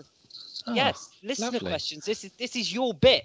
My bit after me ranting on about bullshit. Right, so first one to Chaz from Nicky Wilson. He says, why are people in the media and this pod, cheeky, complaining we kept Alexis and Ozil, yet complained that we sold Van Persie a few years back? Well, behind the question there's a very valid point, which I sort of agree with. However, on the other side, and to actually answer it, I guess it's because we have no faith that they will buy proper replacements. That even if we sold them last summer for a pretty penny, we have no faith as a fan base that money would go back into the team and that money would go and get players of that quality. So now we sort of see them running down their contracts. And it's not right that you turn up every week and that your 2-star players, you think, well, I wonder if they'll show up at all. Now, to be fair, I think they both actually, have turned up, as it were, more than many of us feared. But this is a situation that's put us in. Us not selling them means that we're now turning up worrying that our 2 stars may or may not bother that week. And that's going to annoy people. However, he is right. You can't win either way. I would have liked Ozil to stay, controversially or not so controversially, I don't know. I would have liked Ozil to stay and Alexis to have gone. That was my sort of dream outcome from last summer. I actually suspect that either in January or possibly next summer, the opposite will happen because Alexis is not going to want to go somewhere where it can't be the Alexis show. And I think Wenger is indulgent of the Alexis show. I mean, can you imagine if Alexis was at Man United with Ferguson at his peak? He would have either broken his ego, snapped it to pieces and turned him into, a player who just had his good points, of which Alexis clearly has lots, or he would have sold him. He would have sold him ruthlessly. Wenger's sort of sat back and let him create this atmosphere on the pitch, which I think Alexis is, definitely inadvertently, but I think he's to blame for a lot of the problems on the pitch and in the dressing room. So anyway, I've gone off the point. That's why, because people don't like players running down their contracts. Do you think Sanchez will stay then? Yeah, I do. I mean, it's kind of counterintuitive, isn't it? Because you get the feeling that many clubs would gladly snap him up. And you get the feeling that not many clubs at the moment would snap up Ozil. And in fact, I was talking to Alan about this the other day. I was saying, what a bloody achievement it is of Arsenal. When we bought Ozil in 2013, this was like an earthquake signing, both for the club and in world football. It was one of the most exciting, changes of player that summer. Obviously not as exciting as Bale for most people, but what I mean is we've done that, and then within 4 years we've managed to turn him into a player that, according to reports, nobody wants. So riddle me that. So on this point, at the end of this summer, that's in summer 2018, Sanchez, Ozil, Wilshere and Cazorla. Cazorla's got a 1-year option on that. All 4 of those, their contracts end. Now, the season after that, if you think that's bad, Ramsey, Giroud, Walcott, Welbeck, Monreal, Cech, Ospina, Debuchy and Chupa Apcom, all their contracts expire. So what do you think is going to be worse, this season, the end of this season, or the end of next season, when I don't think Ozil or Sanchez are going to stay? And I bet Wilshere would probably be off because he's playing really well, and he's probably going to go somewhere. Well, I've got no idea, but I think he might go somewhere. So we're going to lose possibly 3 players this summer, and we're going to lose virtually most of our starting 11 will be gone by the end of the summer after next. What do you think to that? Well, you know, some of them are re-signed, to be quite honest, but I'm looking at transfermarket.co, and that's what they say, that those ones, their contracts all expire then. Yeah, but you'd hope the club would start addressing renewals but they haven't later. They haven't with the ones we got now. Well, so. I don't know what's going on. I mean, you know, if we lose Alexis and Ozil next summer, I mean, Chaz is right. I mean, are we going to replace them with the same sort of quality? Have we got the money for that? Because lots of people claim we've got hundreds of millions of pounds, but it's going to cost us over £100 million to replace those two kind of players.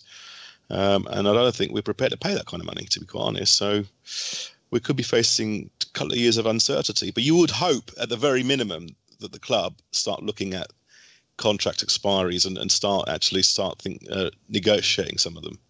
Surely they're not going to wait like they did this year. What do you think, Alan? How will we cope with the loss of Chuba Akpom? Dear, oh dear, I'm going to get the banners out claiming he needs to stay. God. Yeah. But some of the others you mentioned, yeah, it's going to be a big loss. I think the difference with Van Persie, I think when he decided to leave, I think a lot of people would have said, well, we're just trying to build the squad back up again. Yes, you are playing with a load of players that you deem inferior and the club are not spending. But if you stick around, you know, it's going to get better. But he wasn't prepared to stick around. Whereas Ozil and Alexis, if they go now, we seem to think we have a better squad behind them. I don't think it's true, but I think it answers the question. I think some people think that those two players leaves a somehow better squad behind them, and it can't be true. It just can't be true. However much, I know, Chaz, you don't like Alexis's attitude, but surely his stats speak for themselves. And Ozil, he has his detractors, but come on. There's no way in a million years we're going to be able to make up for the loss of both of those and maybe even one of those. That's all right, we've got Iwobi. Alan, while I got you, do you hold out much hope in 2 seasons' time that if the way we've shown contract extensions with the current 3, that those Ramsey, Giroud, Walcott, Welbeck, Monreal, Cech, Ospina, Debuchy, well, maybe not Debuchy, that we're going to try and renew those contracts before then? Because as you go forward, contracts, you usually earn more. I mean, Theo's already on 140 grand a week. Welbeck's on about 90. Do you think we're going to renew the contracts or just let them run down again like this lot? I mean, this all stems from totally mismanaging things over the last 3-4 years. So I think we're already in that bad position, because if you think about it, you mentioned a good point. Someone like Walcott on 140k, I don't think there's one person that thinks he should be on 140k. But to renew, he's going to want more. So you actually put yourselves in a really awkward position, and we saw it to a lesser extent with someone like Carl Jenkinson. To me, you know, an appalling player who shouldn't be anywhere above League One. He's holding clubs like Crystal Palace to ransom because he's overpaid at Arsenal. And he's someone we won't shake off the books. You know, we're contributing a huge percentage of his wages at Birmingham, where he got injured, he dislocated his shoulder, and he's only just coming back from injury. But you know, I doubt that they'll get back into the team there, because he wasn't that great in the first couple of matches he played before he got the injury. So, you know, we've made these problems 3-4 years ago. It's not something that we're going to be able to discuss on this podcast and suddenly come up with a solution, because the damage has already been done. Some of those players you wouldn't want to renew, like Ospina, he can easily be replaced. Debuchy, I mean, look, take or leave him. Akpom's never going to be the player that people were watching the youth team said. You know, he'll join J. Emmanuel Thomas on that score, and hopefully not Eddie Nketiah. Hopefully he doesn't go down that route, but it's quite possible he will. Because we've also seen half-decent youth players go as well. We had Kalen Hines go to Wolfsburg. Willock the Elder has gone to Benfica. And it's just worrying. It seems whoever's in charge of contracts, didn't they get someone from Team Sky to come in and sort the contracts? I think he should be on his bike. See what I did there? Gimli, one for you.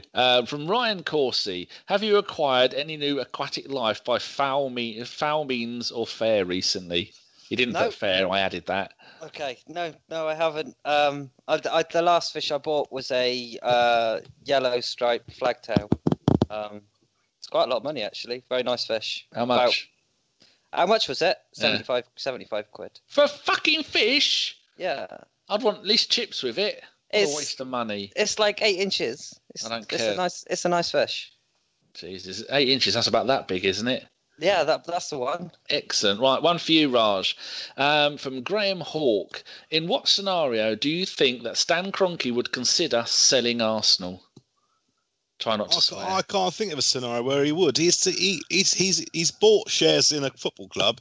He hasn't done anything else, and he's getting richer by the day by being an owner of this football club. So why would he want to sell? Unless someone offers him 3 billion quid, which is not going to happen. He's not going to sell. He's quite happy. He uses, as I said a million times, he uses this club for leverage for deals in the United States. So I see him at this club for many, many years to come. And Andy Kelly's been tweeting about the price. Hasn't some recently sold for best part of 25 grand each? £28,000, the last one. And it wasn't that long ago. They were 12 grand each. There you go. It was 7 grand at one point. I mean, yeah, back in the day, they were £1. It's easy money. There's no one on this podcast would disagree with that. It's easy money for him. He doesn't have to invest into the club. It just makes money. That's why he loves Arsene Wenger so much, because it's steady. It's, you might have the odd blip and not come in the top 4 and stuff like that, but it's the money keeps rolling in.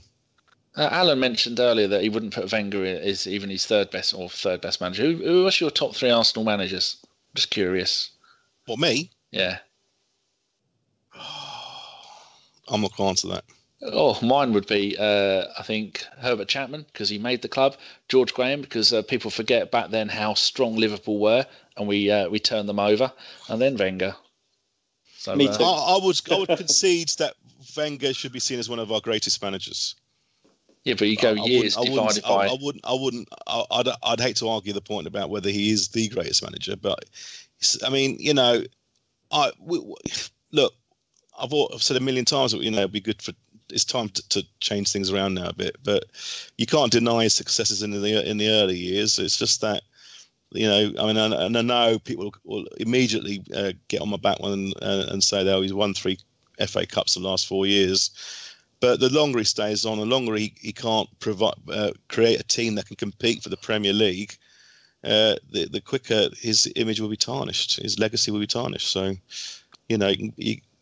I wouldn't be at all surprised if he re-signs again in 2019. Don't. Did you agree with me then, Alan, with your top 3 managers?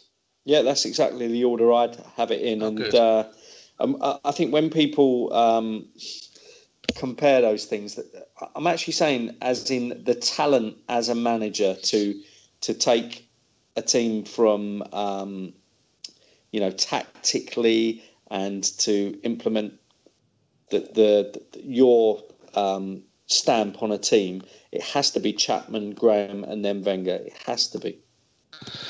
Oh dear. Right, I'll ask the rest of you when I come to your individual questions. Because next up is a question for you, Alan. I've got all these written out in this order.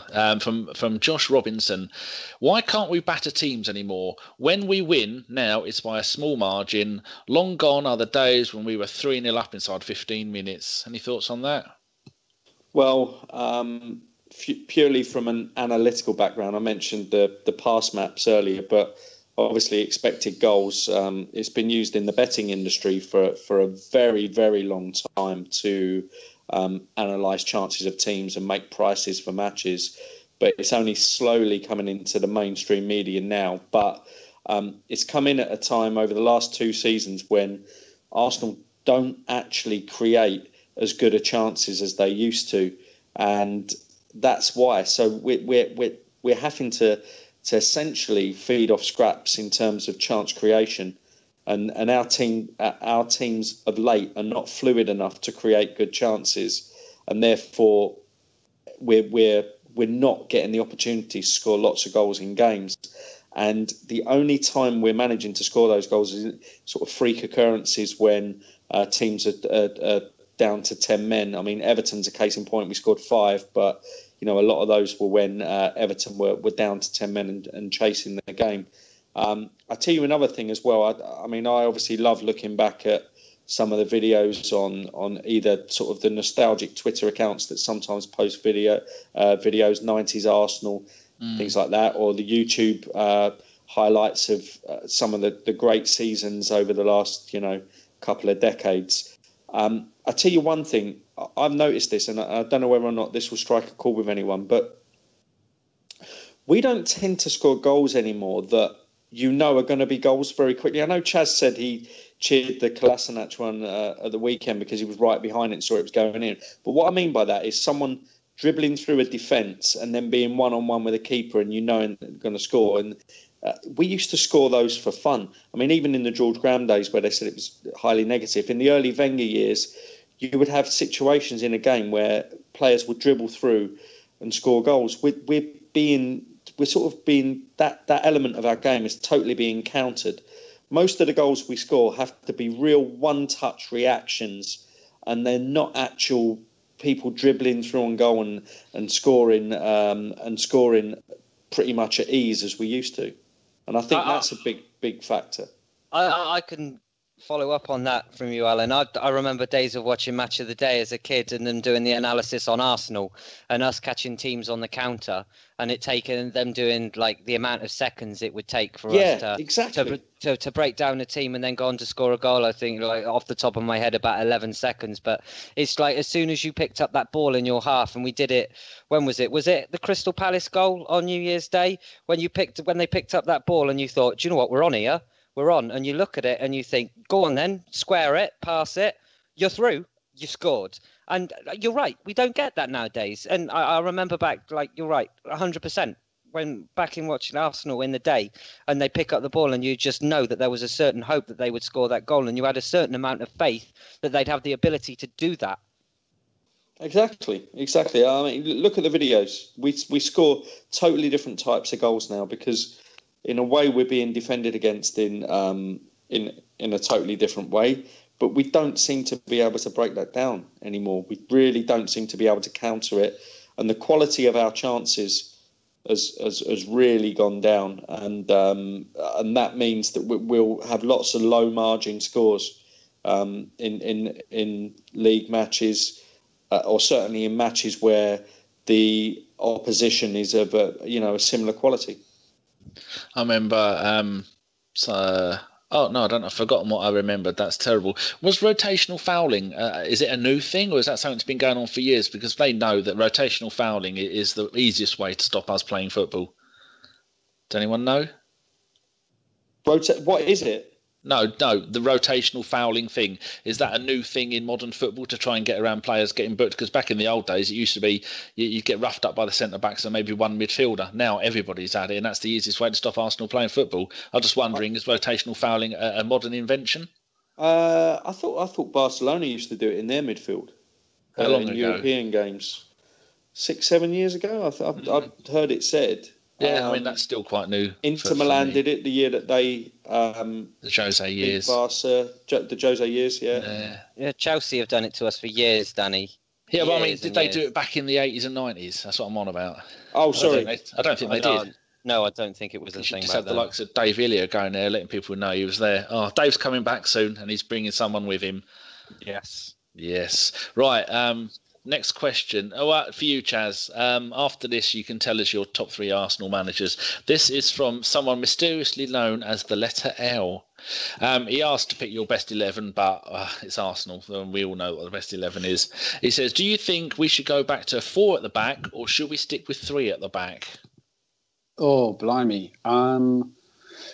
No, I'd say stick with 3 at the back unless Santi miraculously, unless if Santi suddenly got fit, and I don't know how that would work in that format.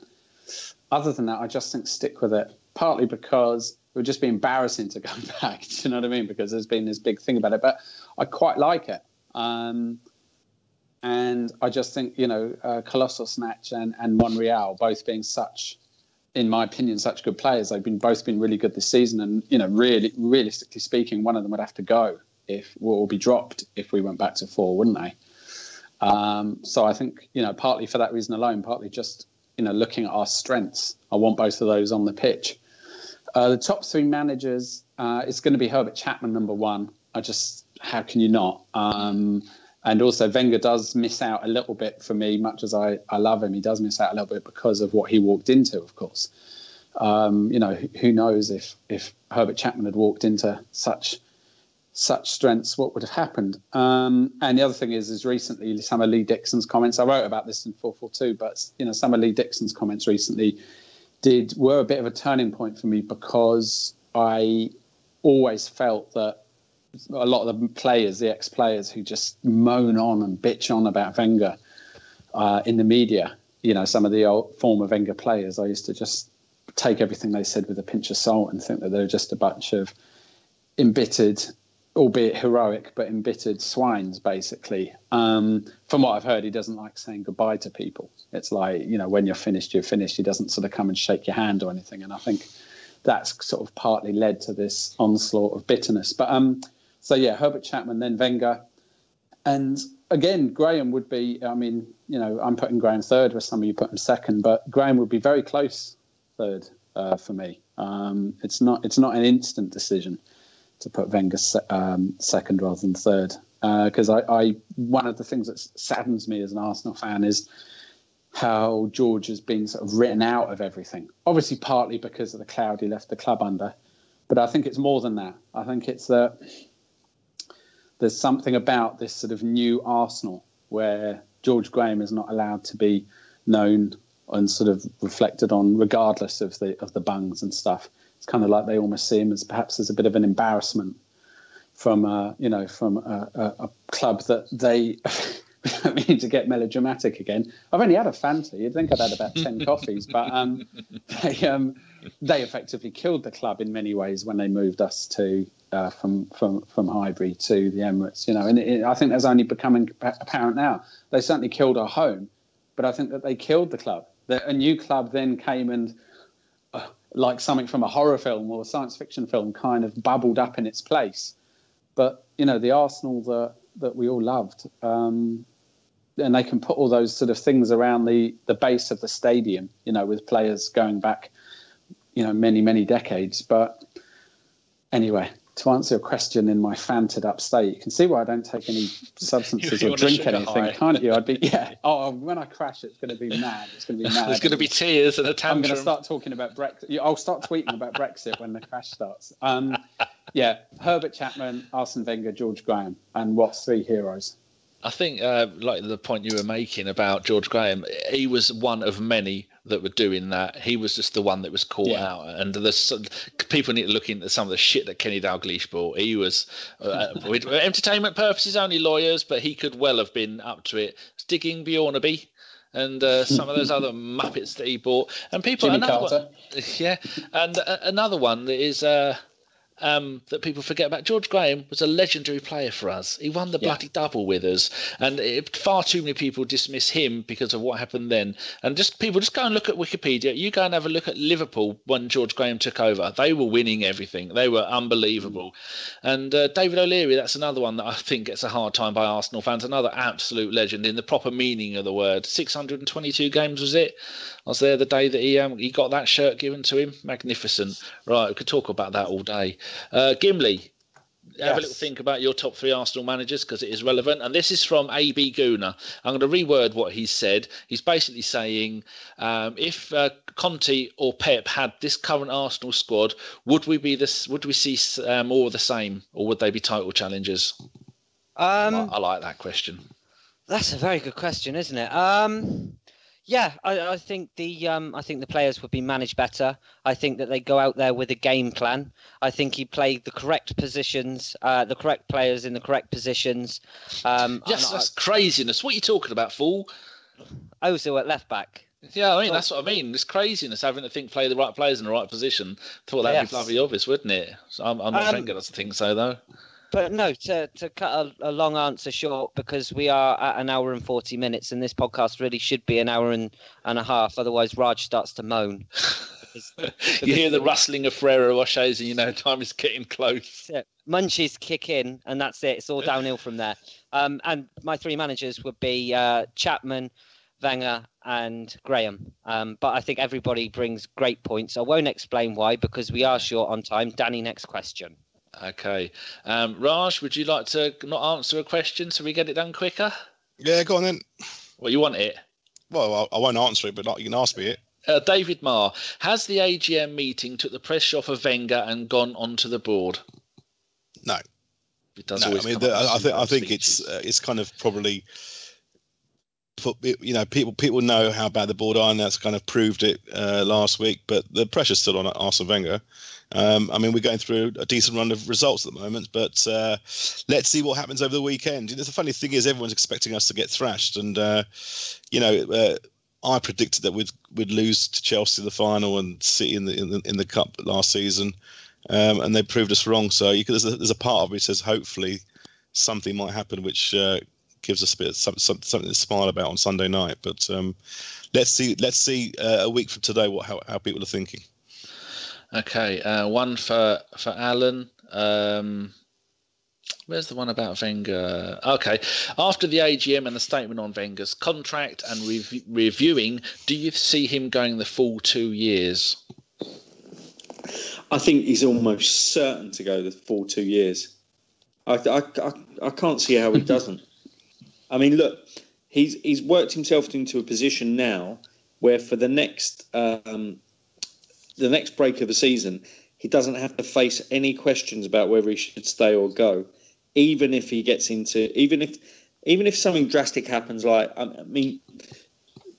I think we'll actually finish top four this season. I don't think there's much quality around us, or as much quality around us. I think City will win the league by a long way. I think then it's much of a muchness. I think United, because they've spent well, might get second. I think Tottenham will be a bit distracted. I think Liverpool are inconsistent like us, and I think Chelsea will struggle to motivate their players. I think we will actually get top four this season, but say he doesn't. Say we get fifth or sixth and we don't win a cup and we don't go very far in the Europa League, so we don't actually get Champions League next season. I think that Wenger will escape any debate on his future, even if people are screaming from the rooftops, even if we have more disastrous results against big teams.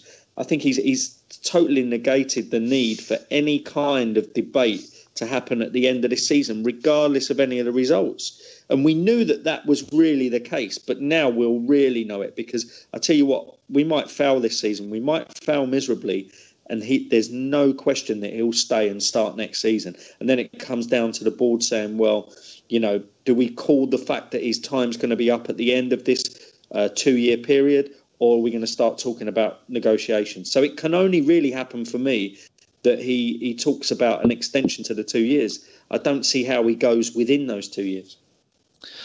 Just while we were on this one, I've got one more question for Chaz and then we can move on, Gim. From everybody, I want to know, do you think Wenger will see out the 2 years, and then do you think he'll extend after that, Gimli? I think he will almost certainly see out the 2 years. I think without doubt that's not even a question. Whether he signs beyond that, I don't know. I really don't know. I think he probably will. He probably will. But God, that's my answer for both. Chaz. Oh, the same question. Yeah. I think he will see. Well, I think he'll see out the 2 years, and I don't bet, but if it came down to like a logical thing, I'd say he probably will stay beyond, maybe on some sort of rolling 1 year thing. They'll find some way to make it appear different. But because I don't see the board changing, and it is Amy Lawrence wrote about a year or two ago about how it's like an abusive or codependent relationship between the board, and they both give each other the bad thing that they want. Wenger wants somebody who's hands off, who'll just let him do what he wants. He's got that. Kroenke wants someone who, I don't know what, I guess somebody who will just deliver the financial consistency. So as long as he's getting number 4, what am I on about? Top 4. As long as he's getting number 4. Sod singing "We Are the Champions," just singing "We Are the Number 1." I think he'll stay beyond. And Raj, I take it you think yes to both? Oh, yeah. I mean, Alan's spot on. He's definitely going to stay for the 2 years. There's no reason why he should leave. Even if we have a bad season, he'll stay on. And if the balance sheet's looking good at 2019, then he'll definitely get a contract. I don't think it'll be rolling. I think he'll just get another 2 or 3 years. I think he's here forever. He'll outlive me, put it that way. I'll be pushing up daisies and he'll still be here. You're immortal, though. You're God's representative on Earth. I am immortal, and I'll die in 1,000 years, and he'll still be here. Be there. Right, last question for Chaz from a certain Gooners in the USA. Where can I find a punch bag with a picture of Sir Chips Keswick on it? God, I hate that man. And also, we miss you, Chaz. What did we do? Is there even a reply to that? So Chips Keswick, well, I think that there should be such a thing. I could imagine like the Gooner are looking for a way to keep going next season, which I hope they do. Perhaps giving out anger bags. In fact, the club could do it. They could say, look, we're keeping Wenger. That's the bad news. But the good news is we're going to put under every seat like a Wenger voodoo doll or a Wenger punch bag. And so you can all just sit and just thump things during the match because we are just the angriest fan base ever. What did they do? Well, Vietnam, Hiroshima, the Iraq War. No, they haven't done anything. I'm a big fan of their wonderful podcast. It is a wonderful podcast indeed. And we should go on again, Danny, like together, like we did last on a couple of weeks ago. No, because you'll just go Sanchez's shit, and then I'll get the ump and not talk to you, and that makes a bad. They could have us as a threesome. Oh, easy, Tiger. Though, don't do that. There's not enough room in Mike on there because he wants us all in the bath. Quick thank you to Jonas82, Hoppy Hopkins, Lacquer Gunman, James Cooper, James Housen, and Keep for sending in questions that we didn't get time to. Next, Gimli, we have to do predictions, and as usual, I've got a few little bits of stats if when I read out the prediction things. So when you do, let's have some statage. Okay, so first prediction is going to be Arsenal with Red Star Belgrade Thursday, 8:05 kickoff. Red Star have only won 2 of their last 10 away Europa League games. They beat Cologne, who have not even got a win yet in the Bundesliga. 10 games, 2 draws, bottom of the league going down. And the other team they beat in that 10 is Rosiki's Sparta Prague, and both games they won 1-0. So I'm going 3-1 Theo. I'm prepared. Lovely. And Man City? I'm prepared. I'm going to get people's predictions first, don't we? Yeah, I thought that was your prediction for Red Star. Yeah. Oh, we'll do the Man City one after I've read the bit. Oh, I know. It's terrible. Get on with it. Hard work. Okay, so we've had your prediction. Yeah, get on with it. Raj, your prediction for Red Star? Sake, honestly, 2-0 Giroud. Okay. Oh, hello, Jeff. 3-0 Walcott. Lovely stuff. And finally, Alan. I think 4-1 Arsenal. Own goal, first goal. Oh, cheeky. That's the betting man in him, Gimli. Lovely stuff. I'm going 3-0 Giroud. Okay, there's no deal on that. And for the next one is Man City v Arsenal, 2:15 on Sunday. I should be able to scrape myself out of bed. City have lost 1 in their last 27 home Premier League games and have scored 20 goals in their last 4 home Premier League games. I've put 3-0 to them. Jesus, and even he won't save us. That's terrible. Chaz? I've just got a horrible feeling we're going to have a bit of a thumping, but we'll get a couple of goals. So I'm going to say 5-2. Has they still got that little striker who we were going to swap? Aguero. Yeah. Is he fit? Coming back from injury. At the weekend? Yeah, well, he has been coming back from injury. He's been making a few games, and he's 1 goal away from breaking the record for the top goal scorer for Man City. I think it's 177-ish. Oh, that's it. There, we'll sort that out for him. He doesn't care about that. 5-2 Aguero. 2-5 Aguero, if you like. He might not start the game. He might be a sub. He's been a sub a lot lately. It's usually Jesus plays. Well, he'll get the first goal. It'll be 5-2, and it'll be a really busy last 10 minutes with 7 goals. Lovely. Alan? I've got a feeling that we're going to start this one well, contrary to everyone's thoughts, and I think we might go 1-0 up. Maybe Lacazette. but I think it is going to turn into a difficult day at the office and probably a 3-1 defeat. Oh, I was going to say that. Ooh, and finally, Raj? Yeah, I was going to say 3-1 Jesus. One of yours, Jet. Is he one of yours? Because you're God's representative. Yeah, exactly. Yeah. Excellent. By the way, I've had to reapply for my ordination. It cost me another $29. Ridiculous. Yeah, but you are the official club Chapman. Chapman? Is it a Chapman? It's the Universal Church of Southern California. Doesn't matter. They're all made up.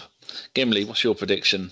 Do you know what? I'm going to be the only one on here that's. Don't you dare pull a Jeff or a Chris. Or stupid. Yeah. And I'm going to go. I reckon we'll beat them 2-1, but I reckon we will go 1-0 down. And the person to score their goal will be Jesus. You got more chance of Paul Dickoff scoring the opener than us beating them. If it happens, then I can sit there and wind you up next week. And if it doesn't, then I'll just claim insanity. Lovely. All that's left then is the shout-outs, and I'm going to go first. My shout is at Gunner Chi, which is, of course, at Gunner CHI7. Lovely fella. I had a chat with him earlier about tropical fish. I know that's a bit boring for an Arsenal podcast, but get over yourself. Danny. My one is Mark Gunner Runner, who is at MARKY249. Now, he's doing the London Marathon for VICTA children, and that's improving the lives of children and young people who are blind or partially sighted. Now, you know me, I hate charities. I want nothing to do with them. They're all scumbags. But this is a really nice one, and he's got to raise £1,200 to do the charity, to do the marathon. And if he doesn't raise it, he's got to pay for the rest of it out of his own pocket. And he's even given away his prized possession, which is a Charlie George signed shirt. And he's doing the draw for that on Wednesday, and he's doing another one coming up closer to the date. So people need to go out there and we've chucked him some money, and other people just go and give him some money, because he's not keeping it himself. And otherwise we're going to have a gooner out of pocket. And it's hard enough being a gooner as it is. So what we need is some big Arsenal fans to go and chuck him a whole load of money, and then it's going to give to kids that can't see properly, and then Wenger can play them up front. Lovely. Alan. I didn't know we had to do this, but why don't I give Jeff a shout out? Because, as I said at the start, he's not a bad man. Beautiful. And He's one of our faves. Jeff's all right. He is. We love him. He just doesn't know much about football, but he's a lovely guy. He knows a banging tune when he hears it, though, doesn't he, Gim? I can't believe it went Ibiza for 2 weeks or whatever. Like the 90-year-old in the nightclub. Can you imagine that? Seriously, right? I know we can't say for personal reasons what he said, but he's been having an absolutely banging time, bless him, old Jeff. Yes, he's going out of a bang. And make no mistake. Yeah, exactly. He's living life at the moment, and fair play to him. I wish I was in most of the time. I wish I was in when he was over in Ibiza, giving it large. Chaz. I'm going to give it to Rob Kenton, who, despite me moaning earlier about not enjoying matchday anymore, I generally now... He gave me a ticket for the cup final, sold me a ticket for the cup, sorted me a ticket for the cup final against Chelsea. And then since then, every home game that we've gone to, we've met up. And he's a very nice man. So it's Rob Kenton, ROBKENTON. And if I can be cheeky and sneak another one in, Damien Clarkson. That's Damien with an E, so it's DAMIEN Clarkson, CLARKSON. Damien Clarkson, who is another Arsenal fan and is also a fellow vegetable botherer like me. So you can read all about his social entrepreneurial stuff. Oh, that's a genius way of putting it, like God botherer, a vegetable botherer. The way I look at it, Chaz, at least a cow can run away, a vegetable is stuck. And Chaz, if there's one thing we've learned from podcasting over the 5 years that we've done it, is there will always be weird people that listen to this who haven't listened to the start of the show, but are probably just about there for the end of it. So that book that you've got out, oh yes, would you like to give us another cheeky plug? Yes, please. It's called Running Cheaper Than Therapy, and it's published by Bloomsbury. It's a collection of running wisdom and humour, and it's published by Bloomsbury, November the 17th. Marvellous. And Raj, finish us off. At Stephen Gooner, last person to follow me, at Stephen Gooner. Criminally underfollowed, so give him a follow. I'm sure he's a nice guy. Marvellous. We just hope he's not a mass murderer. We would have, of course, talked about England winning the World Cup at the weekend. Fantastic to them, and a big shout out to them and the way English football's going. I did have a little section on that tonight, but the way English football's going. What do you mean by that? No, as in the way that it looks promising for. Well, promising for what? Until Southgate gets his hands on them. Danny, yes. Tell Raj that haven't England broken a record for they've won? We've three won things? The under-17 World Cup, the under-20 World Cup, the under-19 European Championships, and we lost to Germany in the under-21 World Cup, and it was the only team, national team, to hold 3 of those trophies at once. It will mean nothing because it's England and the FA are corrupt for entertainment purposes only. Obviously, people don't. No, what it means is that we've got an outstanding group of under-17 year-old players who are fantastic. But since there's no pathway existing between under-17s and senior football, 99% of them will be thrown to the wayside. So, yes, absolutely fantastic. 5-2 win in Calcutta or Chennai, wherever it was. It was brilliant. 2-0 down. But as future of English football, not really. And the bloke who scored the goals, 8 goals in that tournament, is an Arsenal fan. Started at Chelsea, off to Man City, and he's a gooner, bless him. And it's probably too late for him to change his mind, so he's ruined for life. We could have discussed this, and it would have been a bloody good bit of the podcast. But put it in next week for whoever it is. It's still fresh news. Is there a pathway between the under-17s and senior football? There isn't. That's why you get paid the big bucks, Raj. Nearly called you Jeff then. If people want to listen to a bit on the English team next week, or just in general, if you've enjoyed the podcast, give us a thumbs up. It all helps, and it shows that we're loved. All that's left then is to thank my wonderful guests tonight, Chaz, Alan and Raj. Danny, you had to be here. You have to be here too, you shitbag. But I bloody enjoy it. Oh, it's lovely. When is the radio show back? We've got a radio show coming up. Mr. Davis is in charge of it, and he is running it like a highly regimented ship of stuff that's highly regimented. It's back on Sunday, and I think there's going to be people on it. And they're going to be talking football. So that was a Bergkamp Wonderland podcast. Thank you so much for listening, and keep it Arsenal. Good night. Good bath.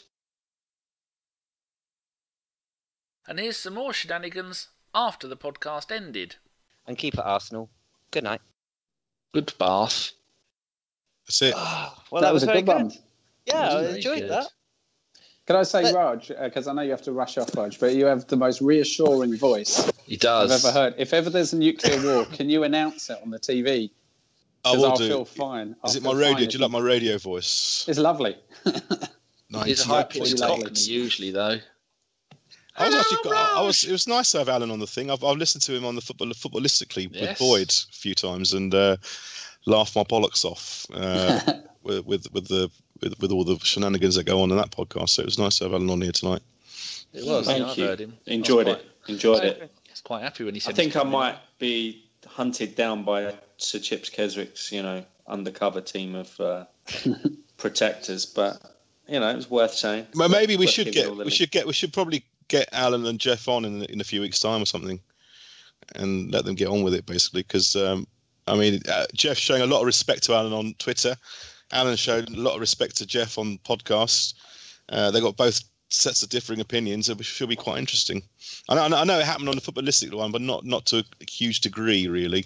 No one listens to that anyway. No, I do. I think it's brilliant. Yeah, as you're sat in the executive box eating a cucumber sandwich, that's the only time people are allowed to listen to it. I'm surprised so many of you all agreed that Herbert Chapman was your best manager, because people, if they Wikipedia, I wasn't there, but you look at Wiki and you look at the stats and you go, my God, back then Arsenal were nothing, and he made them magnificent. Do you know what though, Danny? Arsene Wenger had Arsene Wenger walked away the season after the Invincibles. Yep, he would be first. He would be top for me anyway. So much in such a short length of time. Winning 3 FA Cups is magnificent. And if I'm honest, as an Arsenal fan, I'm happy winning the FA Cup every year, every other year. That's all I can ever expect for. And if I wanted more, I'm being greedy, because you can't do it. No one has got the financial. No team in no country apart from PSG has got the money to take on Man City. No. And when Man City win the Champions League, which they will, it'll be a hollow victory. It's not like you've done it the way Nottingham Forest did it, or the way that other clubs have done, like Aston Villa, the way they did it. No, Or Real Madrid have only won so many because the competition was new when they won it 5 years in a row. But isn't it the difference between going into a corner shop, right, and then buying a scratch card and going, oh, fucking hell, I've won £1 million here, rather than going out and spending fucking £50,000 on scratch cards and going, oh, well, I've won about £1 million here if I consider. Do you know what I mean? It's the whole you have paid for it. It's not luck or talent or any of the hard work. Don't get me wrong. Of course they work hard to get there because they've got the caliber of players. They have to train, and it's not just going to fall into their lap. So accept that. You have to have a good manager as well, pedigree, go on to win the league, and all that, and morale and everything. But for me, again, it is hollow. But right, and I'd be lying if I didn't sit here and say that as an Arsenal fan, if Usmanov took over Arsenal, there wouldn't be a massive, no, actually not a tiny part. I wouldn't give a fuck. Massive part of me that would, if we were linked with Messi and Ronaldo and the best players in the world, and we signed them, and it was the rest of the world would go, fucking look at Arsenal, how are they doing that? Well, they're going to get fucked up financially. That I wouldn't sit there and think, fuck you. You know, it's the age-old saying that says, if you can't beat them, join them. And unfortunately, we ain't ever going to be able to beat them unless we fucking join them.